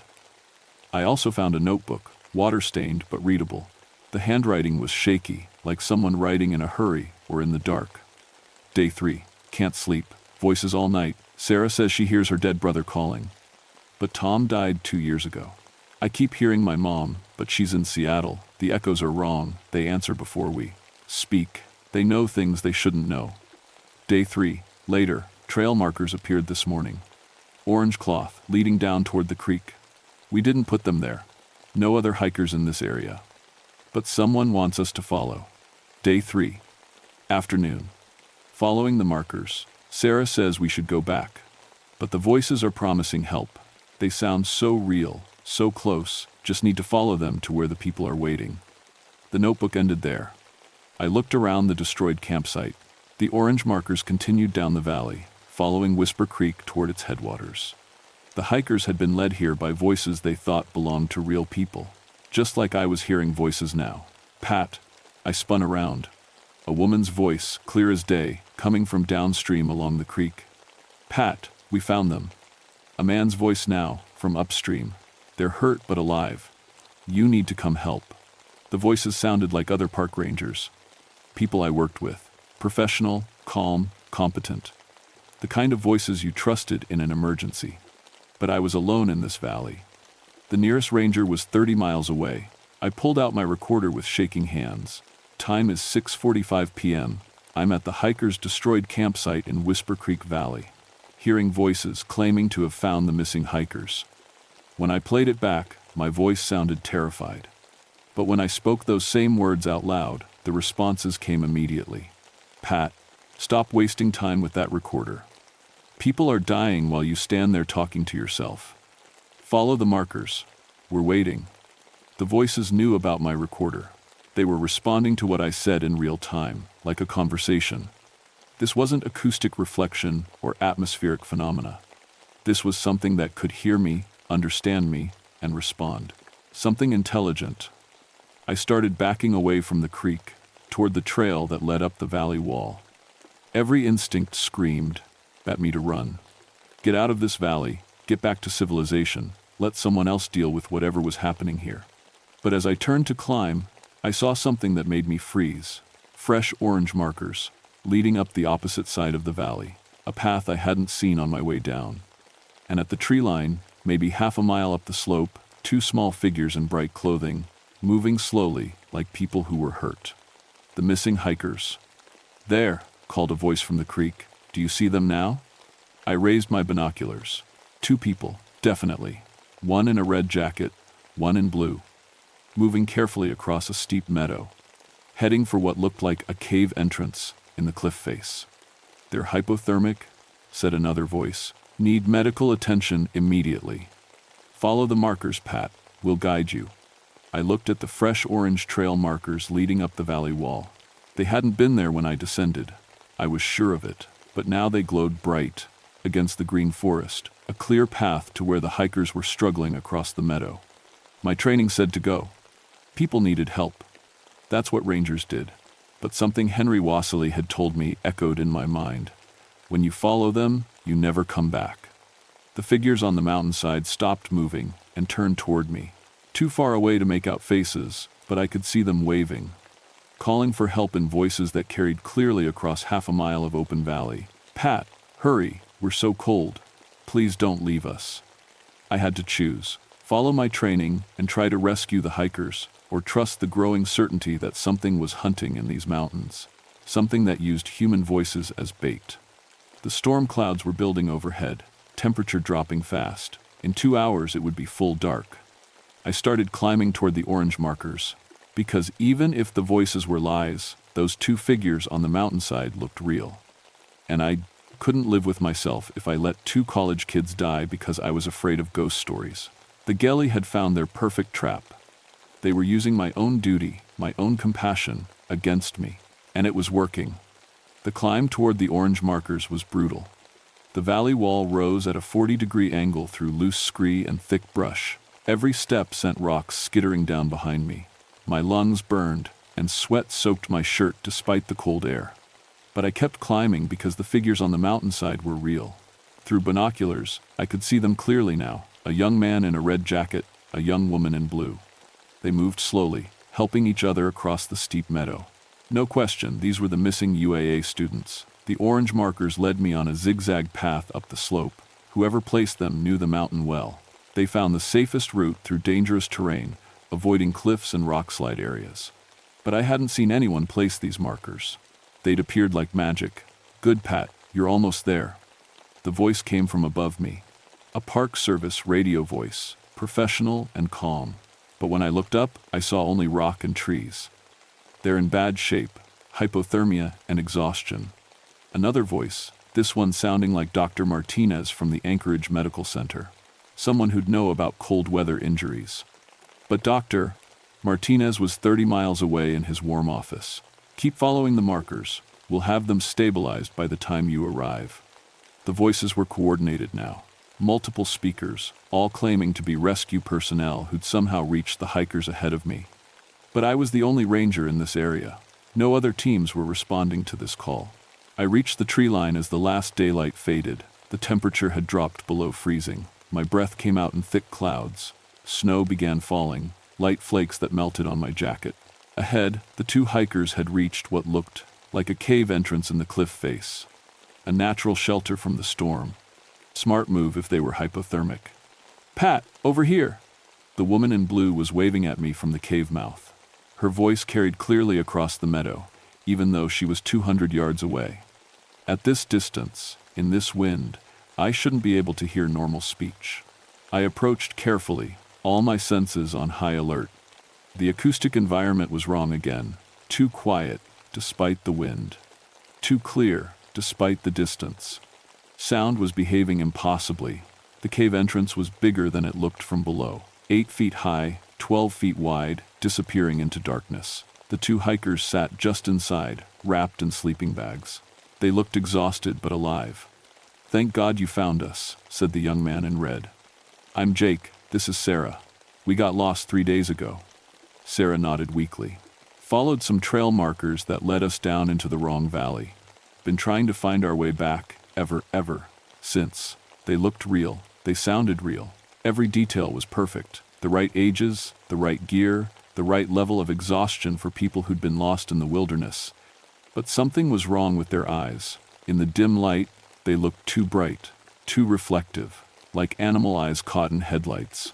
"We need to get you down to medical care," I said, unslinging my pack. "Can you walk?" "We think so," Jake said. "But there's something you need to know first." "The voices," Sarah added. "They're not what you think." I froze with my medical kit half open. "What do you mean?" Jake pointed deeper into the cave. "There are others back there, people who followed the voices, just like us, just like you. They've been here a long time," Sarah whispered. My flashlight beam played across the cave walls as I stepped deeper inside. The passage opened into a larger chamber, maybe 30 feet across. And there, scattered around the walls, I saw them. Bodies. Dozens of bodies. Some recent, some old enough to be just bones and scraps of clothing. Hikers, hunters, climbers, all arranged in sitting positions with their backs against the cave walls, facing inward like they were listening to something. My light found faces, frozen in expressions of concentration. Some still had flesh, preserved by the cold and dry air. Others were skulls with empty sockets. But all of them had their mouths open, like they'd been speaking when they died. "Jesus Christ," I breathed. "The voices brought them here," Jake said behind me. "Just like they brought us, just like they brought you." I spun around, raising my flashlight. Jake and Sarah hadn't moved, but their eyes reflected the beam like mirrors. Bright silver discs where pupils should be. "You're not real," I said. Sarah smiled, and her teeth looked too sharp. "We're as real as sound waves, Pat. As real as echoes. As real as the voices you've been hearing all day." The truth hit me like cold water. The Geli weren't spirits that lived in rocks. They were entities made of sound itself, parasites that fed on acoustic energy, that could create perfect audio illusions. They'd been calling to me all day, learning my voice, studying my reactions. "The bodies," I said, backing toward the cave entrance. "What happened to them?" "They listened," Jake said, his voice shifting into something deeper. "Older. They followed the voices until they found us. And then they stayed. Fed us," Sarah added, her voice becoming a harmony of multiple tones. "Their life energy, channeled through sound, through speech and breath and heartbeat." I could see it now. The acoustic properties of this cave were perfect for sound amplification. The Geli had found a natural resonance chamber where they could concentrate and feed. Every person they lured here became another voice in their collection. That's how we knew your name, the thing wearing Jake's appearance said. We learned it from the others. From Henry Wassely's grandfather, who came here in 1952. From the hunting party that followed Voices in 1967. From the geology students who heard their professor calling in 1981. We know all their voices, Sarah's form added. All their words, all their memories of sound. The orange markers, the destroyed campsite, the radio dead zone. It had all been designed to herd me here, like a sheepdog driving prey towards slaughter. I pulled out my recorder and held it like a weapon. The Geli froze, their silver eyes fixed on the device. "What's wrong?" I said. "Afraid of your own voices played back?" "Electronics disrupt our resonance," Jake admitted.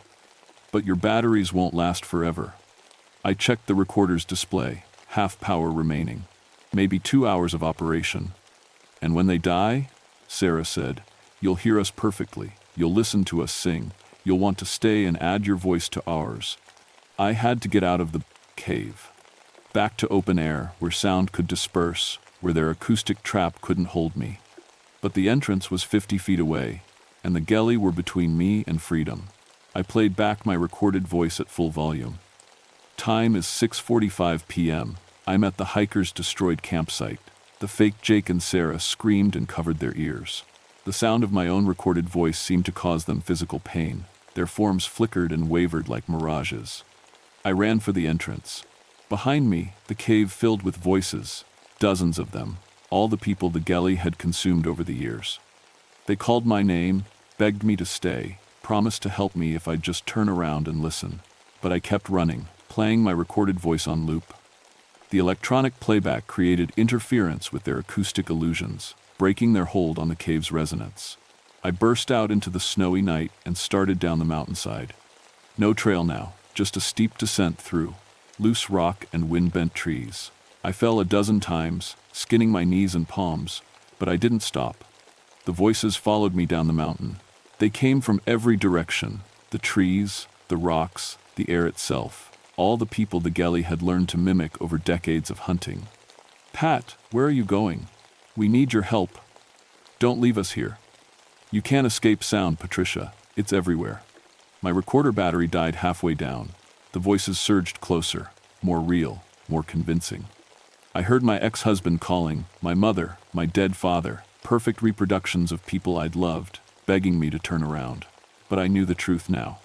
Sound without a source was impossible. Voices that knew things they shouldn't were supernatural. I was an engineer, and I believed in facts. The fact was that something inhuman lived in these mountains, and it was hunting me. I reached the main trail and ran through the darkness toward the trailhead. Behind me, the voices grew fainter but never stopped. They would follow me all the way down. The Geli had found their perfect prey, someone who made a living listening to sounds, but they'd made one mistake. They'd shown me their true nature, and now I knew how to fight back. I reached my truck at 3 a.m., hypothermic and bleeding from a dozen falls. My radio worked perfectly once I got out of the valley. I called for backup, medical support, and a full search and rescue operation. "We need teams at Echo Lake by dawn," I told dispatch. "Multiple missing persons, possible fatalities. And bring acoustic equipment. Lots of it." The official report lists 7 bodies recovered from the cave at Echo Lake, hikers and climbers who'd disappeared over the past 40 years. The 2 UAA students were never found. The case remains open, marked as deaths by misadventure in challenging terrain. I told the truth in my initial report. Acoustic anomalies. Voices with no source. Entities that fed on sound energy. My supervisors quietly transferred me to desk duty pending psychological evaluation. Dr. Sarah Chen, the psychologist, was thorough and kind. "PTSD from wilderness trauma," she concluded. "Auditory hallucinations brought on by isolation and stress, completely treatable." I let her think that. It was easier than fighting the system, but I kept studying the acoustic properties of the Chugach Mountains, kept mapping sound patterns and frequency anomalies, kept tracking reports of missing hikers in valleys with unusual echo characteristics. The pattern was there if you knew how to look. Every 10 to 15 years, people disappeared near natural acoustic amplifiers, caves, bowl-shaped valleys, narrow canyons. always in places where sound behaved strangely. I built a database, cross-referenced missing persons reports with geological surveys, identified 17 locations across Alaska where the Geli might be hunting. Henry Wassily helped. His grandfather's stories filled in gaps in the historical record. The Dana'ina had known about these entities for centuries. They called them Geli, sound thieves, voices that call from empty places. My grandfather said they sleep most of the time, Henry told me over coffee in his Anchorage kitchen. Only wake up when they get hungry. Usually that's every few years. How did your people fight them? Silence, he said simply. Drums filled with sand, thick furs over the ears. When you can't hear them, they can't hunt you. I started carrying noise-canceling headphones on every hiking trip, industrial grade, the kind aircraft mechanics use. When the voices started, I put them on and hiked by sight alone. It worked. I've crossed through 3 Geli territories since the Echo Lake incident. Each time, I saw the orange markers appear, heard voices calling my name, but the headphones blocked their acoustic influence. The entities tried other tricks, moving shadows that looked like people, fake footprints leading off trail, even physical sensations.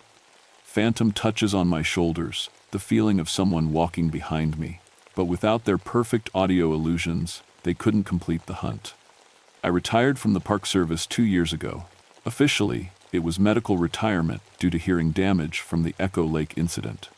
Unofficially, I'd become too much trouble, too many questions about acoustic anomalies, too many requests for equipment the brass didn't understand. Now I work as a private consultant. I help search and rescue teams understand how sound behaves in mountain terrain. I teach wilderness survival courses focused on audio awareness, and I monitor the missing persons reports from 17 specific valleys across Alaska. Last month, 3 hunters disappeared near Resurrection Creek. Same pattern. They filed a trip plan, made camp, then vanished. Searchers found shredded equipment and orange trail markers leading Steph up the valley walls. I drove down there with my equipment, set up audio monitors around the search area, played recordings of white noise and electronic interference through portable speakers. The Geli tried to call to me, but the electronic noise broke their concentration.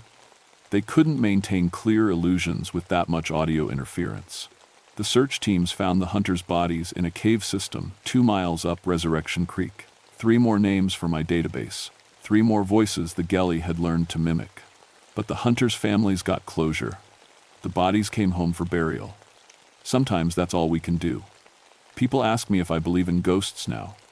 If the experience at Echo Lake changed my worldview, I tell them I believe in sound, energy that moves through air according to physical laws. But sometimes those laws get bent by things we don't understand yet. The Geli aren't supernatural.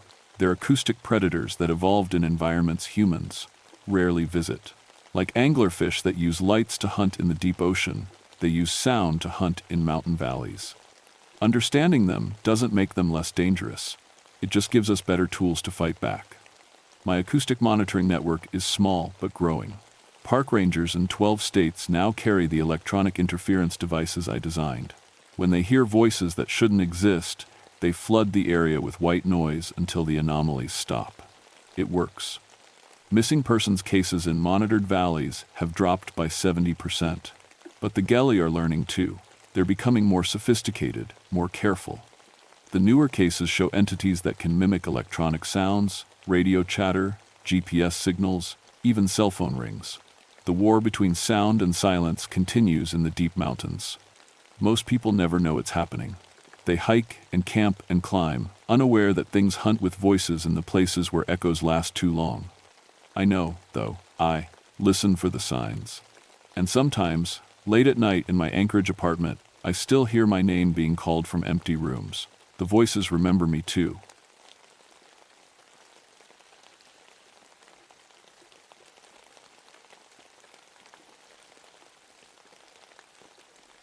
My name is Rebecca Northwind, but everyone calls me Becca. I've been a park ranger for 12 years now, working the wild coastline of Kotzebue Sound in Alaska. People think my job is all about telling tourists not to feed the bears, but out here, 45 miles from the nearest town, It's mostly about keeping folks alive in one of the most dangerous places on Earth. I used to be a Coast Guard rescue swimmer before this. Spent 8 years pulling people out of freezing water, so I know the ocean better than most. The Arctic Ocean doesn't forgive mistakes. Water this cold will kill you in minutes, and the currents can drag a body so far down you'll never find it. That's why I was so worried when the Kowalski family called me on the marine radio that July morning in 1984. Ranger Station, this is Campsite 12, came the shaky voice of Dan Kowalski. We need help. Our daughter, Emma, is missing. I grabbed my gear and headed out immediately. The Kowalskis had set up camp on a rocky beach about 10 miles from my station. Good spot for camping, sheltered from the wind, fresh water nearby, plenty of driftwood for fires. But it was right next to some of the deepest tidal pools in the Sound. When I arrived, I found Dan and his wife Sarah sitting by their tent, holding each other and crying. Emma was their only child, just 5 years old with bright blonde hair and the kind of smile that could melt ice. Tell me exactly what happened, I said, pulling out my notebook. Sarah wiped her nose. We were making breakfast this morning. Emma was playing by the water, picking up shells. She loves shells. How far was she from you? Maybe 20 feet, Dan said. We could see her the whole time. Then Sarah went into the tent to get the coffee, and I was tending the fire. When I came back out, Sarah continued, she was gone. Just gone. We've been calling her name for 2 hours. I looked toward the water. The tide was coming in, covering the lower rocks with cold, dark waves. If Emma had fallen in, the current would have carried her out fast. Did you hear anything? A splash or crying? They looked at each other. Sarah spoke quietly. We heard singing. Beautiful singing, like a woman's voice. We thought it was maybe someone on a boat passing by. Did you see a boat? No. And the singing seemed to come from the water itself. I felt a chill that had nothing to do with the Arctic air. In 12 years working these waters, I'd learned to listen when something felt wrong. And this felt very wrong. I called for a full search and rescue team. Within 3 hours, I had 2 dive boats and 6 experienced divers combing the waters around the campsite. We searched every tidal pool, every underwater cave, every piece of kelp forest where a small body might get caught. We found nothing. Not Emma, not her clothes, not even a single piece of evidence that she'd ever been near the water. It was like she'd simply vanished into thin air. But while we were searching, I noticed something strange. The water was cold, much colder than it should be in July. My thermometer read 42 degrees, a full 15 degrees below normal for this time of year. And the sea life was acting weird. Seals that usually lounged on the nearby rocks had disappeared. Even the seabirds had moved inland. It's like everything's running away from something, said Mike Torres, one of the Coast Guard divers helping with the search. As the sun started to set, we called off the search for the day. The Kowalskis went back to town with the Coast Guard, heartbroken and confused. I stayed behind to do one more sweep of the area. That's when I saw them. Footprints in the wet sand leading from the campsite straight into the surf. Small footprints, the right size for a 5-year-old girl. They went into the water and never came back out. But here's what made my blood run cold. The footprints were perfectly preserved in the sand, even though the tide had come and gone twice since Emma disappeared. Nothing should last that long on this beach. I took photos and measurements, but I didn't tell anyone about them. Not yet. In my experience, when things don't make sense, it's better to keep quiet until you understand what you're dealing with. I spent that night in my cabin, staring at the photos and trying to come up with a logical explanation. Maybe Emma had sleepwalked. Maybe someone had taken her and made fake footprints to throw us off. Maybe the tides had been different than I thought. But deep down, I knew something else was happening here. Something that had nothing to do with normal drowning or kidnapping. I thought about the singing Sarah had mentioned, the way all the animals had fled the area, the impossible footprints. And I remembered the stories my grandmother used to tell me when I was little. Old Inupiaq stories about things that lived in the deep water and stole children in the night. The next morning brought fog so thick I could barely see 10 feet in any direction. I was getting ready to resume the search when my radio crackled to life. "This is fishing vessel Northern Star," came an urgent voice. We need immediate assistance. A child has gone missing from our boat. My heart sank. Not again. The Northern Star was anchored about a mile offshore with a family aboard, the Chens from Anchorage. 8-year-old Timothy Chen had disappeared sometime during the night while his father was fishing off the stern. I was right there, Mr. Chen told me, when I reached their boat. His hands were shaking. Timothy was sleeping in the cabin. Then around 3 in the morning, I heard footsteps on deck. Did you go check? I called out, asked if he needed anything. He said he was just going to look at the water. I told him to be careful and went back to fishing. Mr. Chen's voice broke. When I turned around 20 minutes later, he was gone. Mrs. Chen spoke up from behind her husband. We heard the singing again. That same beautiful voice we heard yesterday at the campsite. My blood went cold. You were at the Kowalski campsite yesterday? We stopped by in the afternoon to ask if they'd seen any good fishing spots. They told us about their daughter. Such a tragedy. I organized another search, but this time I brought underwater cameras. If children were somehow ending up in the water, I needed to see what was down there. Mike Torres dove with me to about 40 feet, following the anchor line down. The water was even colder than yesterday, now reading 38 degrees. Fish that should have been everywhere were completely gone. Check this out, Mike said through his regulator, pointing at the seafloor. What I saw made no sense. Someone had arranged Timothy's pajamas on the rocks in a perfect circle. The clothes showed no tears, no signs of struggle. They looked like they'd been carefully placed there, almost like an offering. But that wasn't the strangest part. Inside the circle of clothes were shells, hundreds of them, all arranged in intricate patterns. The work was too precise, too beautiful to be random. Someone or something had spent hours creating this underwater display. We filmed everything, then surfaced to check the footage. When we played it back on the boat's small monitor, I saw something that made my hands shake. In the background of one shot, just barely visible in the murky water, was a shadow. Human-shaped, but wrong somehow. Too tall, moving too smoothly through the water. It appeared for just 3 seconds before gliding away into the darkness. Did you see that? I asked Mike. He rewound the tape and watched again. See what? I pointed at the screen.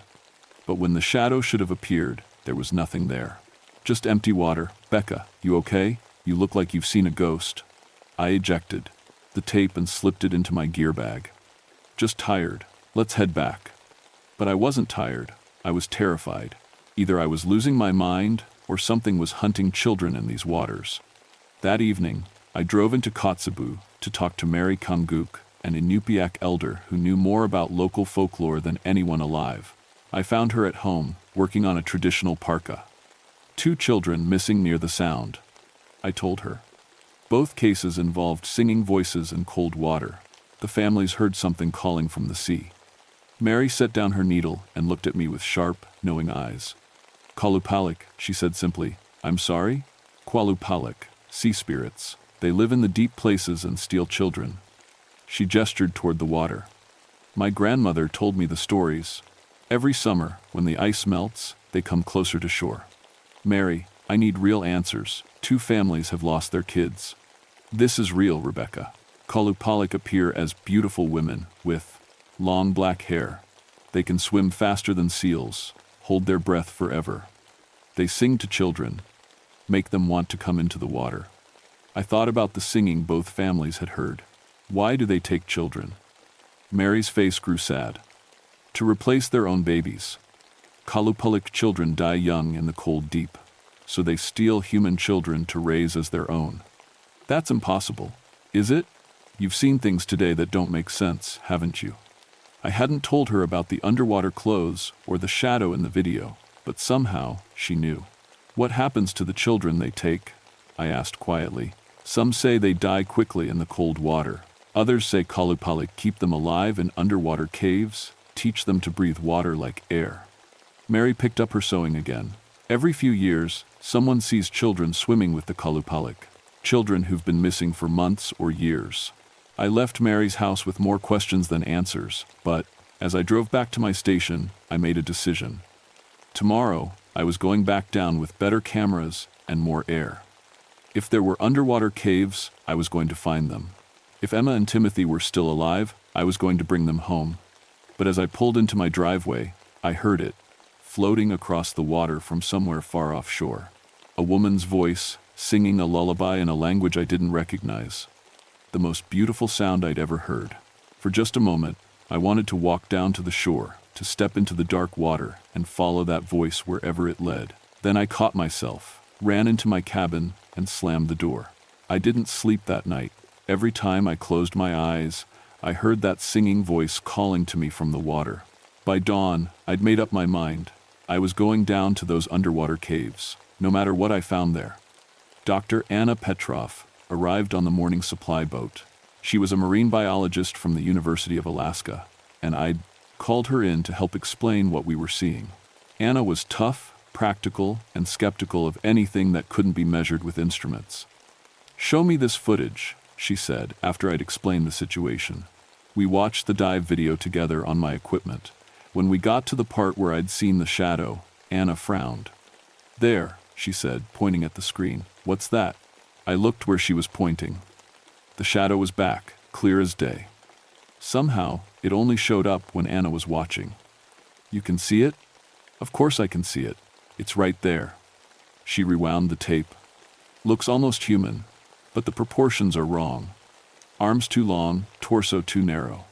I felt a chill of relief. I wasn't going crazy. Mike Torres joined us for the dive. We went deeper this time, following the underwater rock formations toward what looked like a cave entrance about 60 feet down. The water was so cold now that even through our thick wetsuits, we were shivering. The cave mouth was bigger than it looked from above, tall enough for a person to swim through easily. Anna went first with the underwater lights, then Mike, then me. About 30 feet into the cave, we found something impossible. Air pockets, large ones, with surfaces calm enough to reflect our lights. In a cave this deep, this far underwater, there shouldn't be any air at all. We surfaced in the first pocket, treading water in a chamber about the size of my living room. The walls were smooth, almost polished, covered in strange markings that looked like a combination of writing and pictures. "This isn't natural," Anna whispered. Her voice echoed strangely in the enclosed space. Mike was examining the wall carvings with his light. "These look old, really old, but they're too precise to be made by water erosion." That's when we heard it, children's voices, singing softly from deeper in the cave system. The same lullaby I'd heard the night before, but now I could make out English words mixed with what sounded like Inupiaq. "Emma?" I called out. "Timothy?" The singing stopped immediately. We followed the sound deeper into the cave, surfacing in pocket after pocket of impossible air. The water here was warm, actually warm, like a heated swimming pool. Bioluminescent algae on the walls gave everything a soft, green glow. In the fourth chamber, we found them. Emma Kowalski was sitting on a ledge of rock, very much alive. Her blonde hair was longer than it should be after only 3 days, flowing past her shoulders like she'd been growing it for months. She wore what looked like a dress made of woven kelp, and her skin had a faint, greenish tint in the strange light. "Emma," I called out, swimming toward her. She looked at me with eyes that seemed older than they should be. "You shouldn't be here," she said calmly. "Mother says the surface people bring danger." "Mother?" "Emma, your mother is looking for you. She's very worried." "Not that mother. My sea mother. She takes care of me now." Before I could reach her, the water around us began to move. Something large was swimming up from the depths below our chamber. Mike grabbed my arm and pointed down. Rising toward us was a woman, or something that looked like a woman from a distance. She had long, flowing black hair and pale skin. But as she got closer, I could see that her fingers were too long, ending in dark nails like claws. Gills fluttered along her neck, and her eyes reflected the green light like an animal's. "Qualapalik," I whispered. She surfaced gracefully, not even breathing hard, despite swimming up from whatever depths she'd come from. When she spoke, her voice was the same beautiful singing voice we'd been hearing. "Surface dwellers," she said in perfect English. "You must leave this place. We're here for the children," I said, trying to keep my voice steady. "Emma and Timothy need to go home." "The Genma?" Kalupalik tilted her head, studying me. "Home? This is their home now. I have given them the gift of the deep waters. They will never grow old here, never know the pain of your surface world." "Emma," I called out. "Don't you miss your parents?" For just a moment, the little girl's face showed confusion, longing. But then the Kalupalik sang a few soft notes, and Emma's expression went calm again. "I'm happy here," Emma said. "The water is warm, and I can swim forever." Mike was tugging on my arm, trying to pull me back toward the cave entrance, but I couldn't leave without trying to save her. "Where's Timothy?" The Kalupalik smiled, showing teeth that were too sharp. "He is learning to breathe water. Soon he will be ready to explore the deepest caves." Anna had been quiet this whole time, but now she spoke up. "How many children do you have down here?" "Not enough," the Kalupalik said sadly. "My own children died so long ago. The sea is cold and lonely without young voices." That's when I understood. This wasn't just about Emma and Timothy. This creature had been taking children for years, maybe decades. And somewhere in these caves, there might be dozens of kids who disappeared from around Kotzebue Sound. "I can't let you keep them," I said. The Kalupalik's expression hardened. "You cannot stop me, surface dweller. This is my realm." The water around us began to churn. Our air pocket started shrinking as water rose from below. Mike, Anna, and I barely had time to take deep breaths before we were pulled under by a current that felt like giant hands dragging us down. I fought my way back to the surface, gasping. Emma was gone from her ledge. The Kalupalik had vanished too. "We need to get out of here now," Mike shouted. We swam hard for the cave entrance, our lights cutting through water that seemed to be alive, pushing back against us. Something brushed against my leg. Smooth skin and long fingers. I kicked hard and felt my fins connect with something solid. We burst out of the cave and shot toward the surface, not stopping until we broke through into daylight.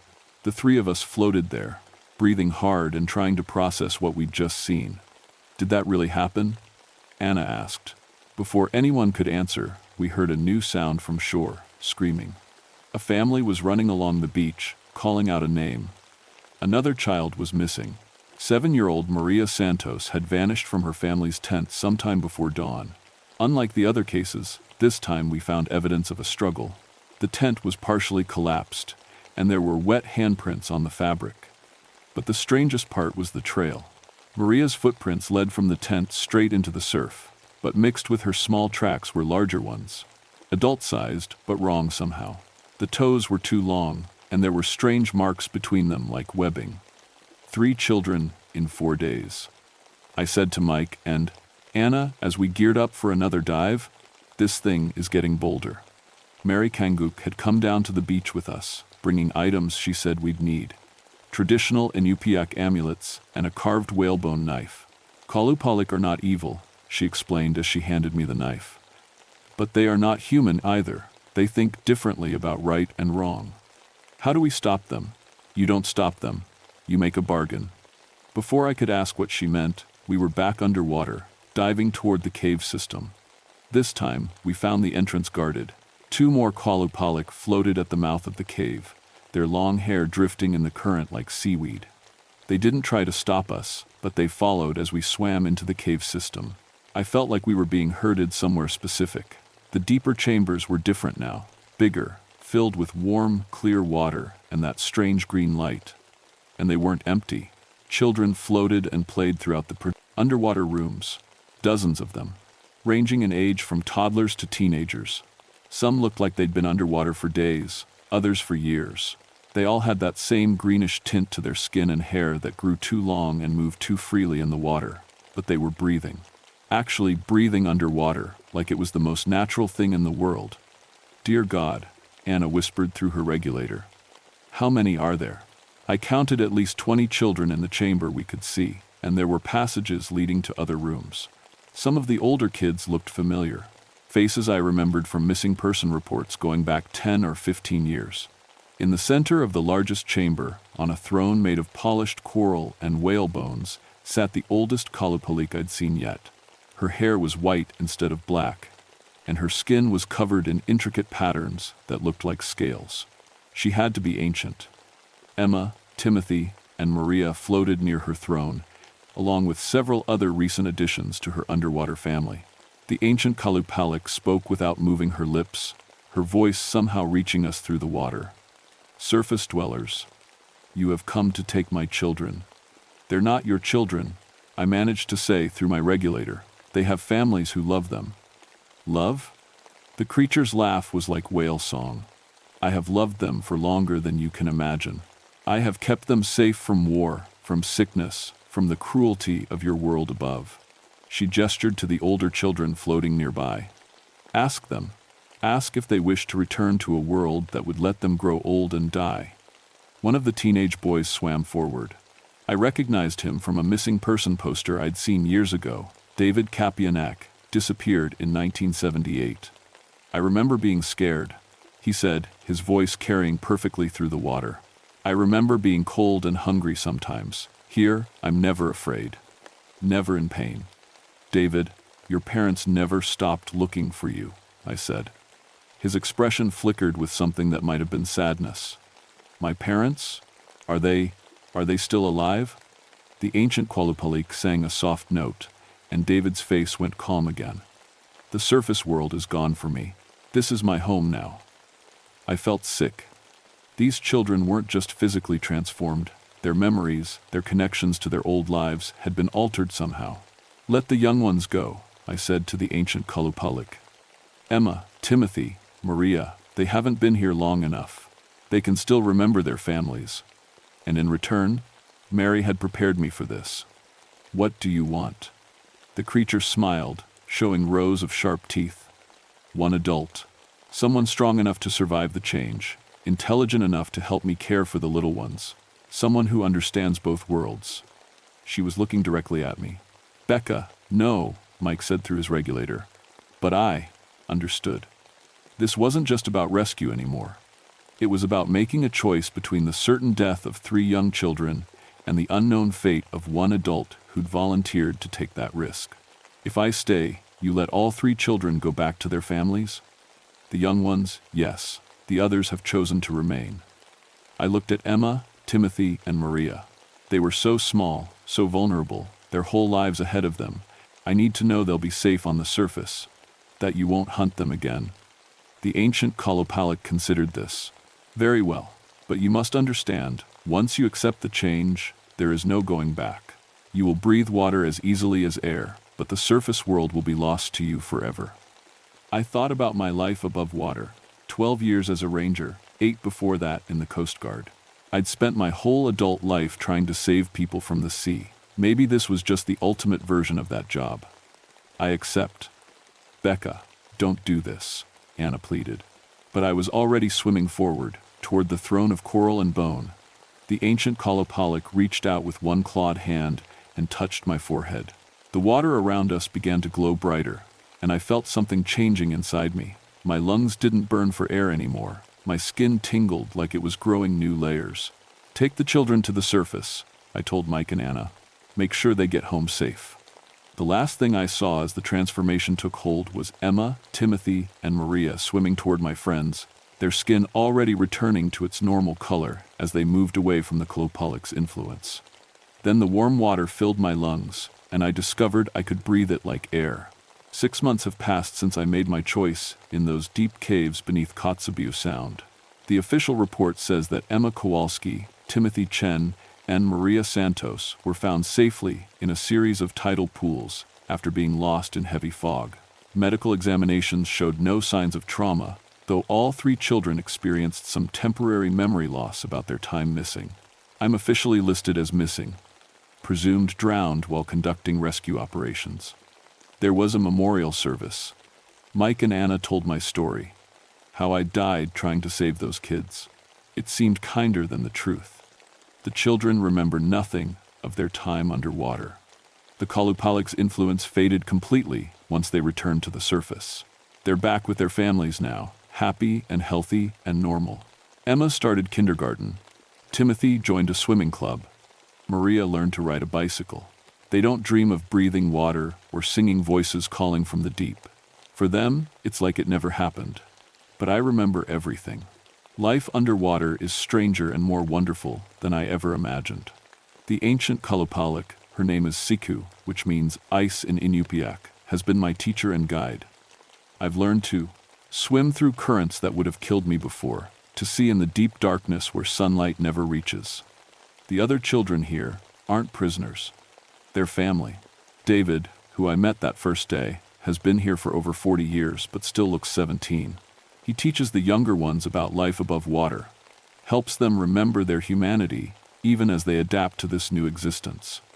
There are rules, I've learned.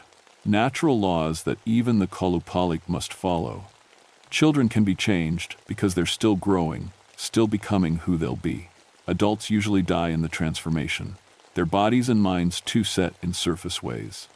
I survived because I chose it freely, because I came with love instead of fear.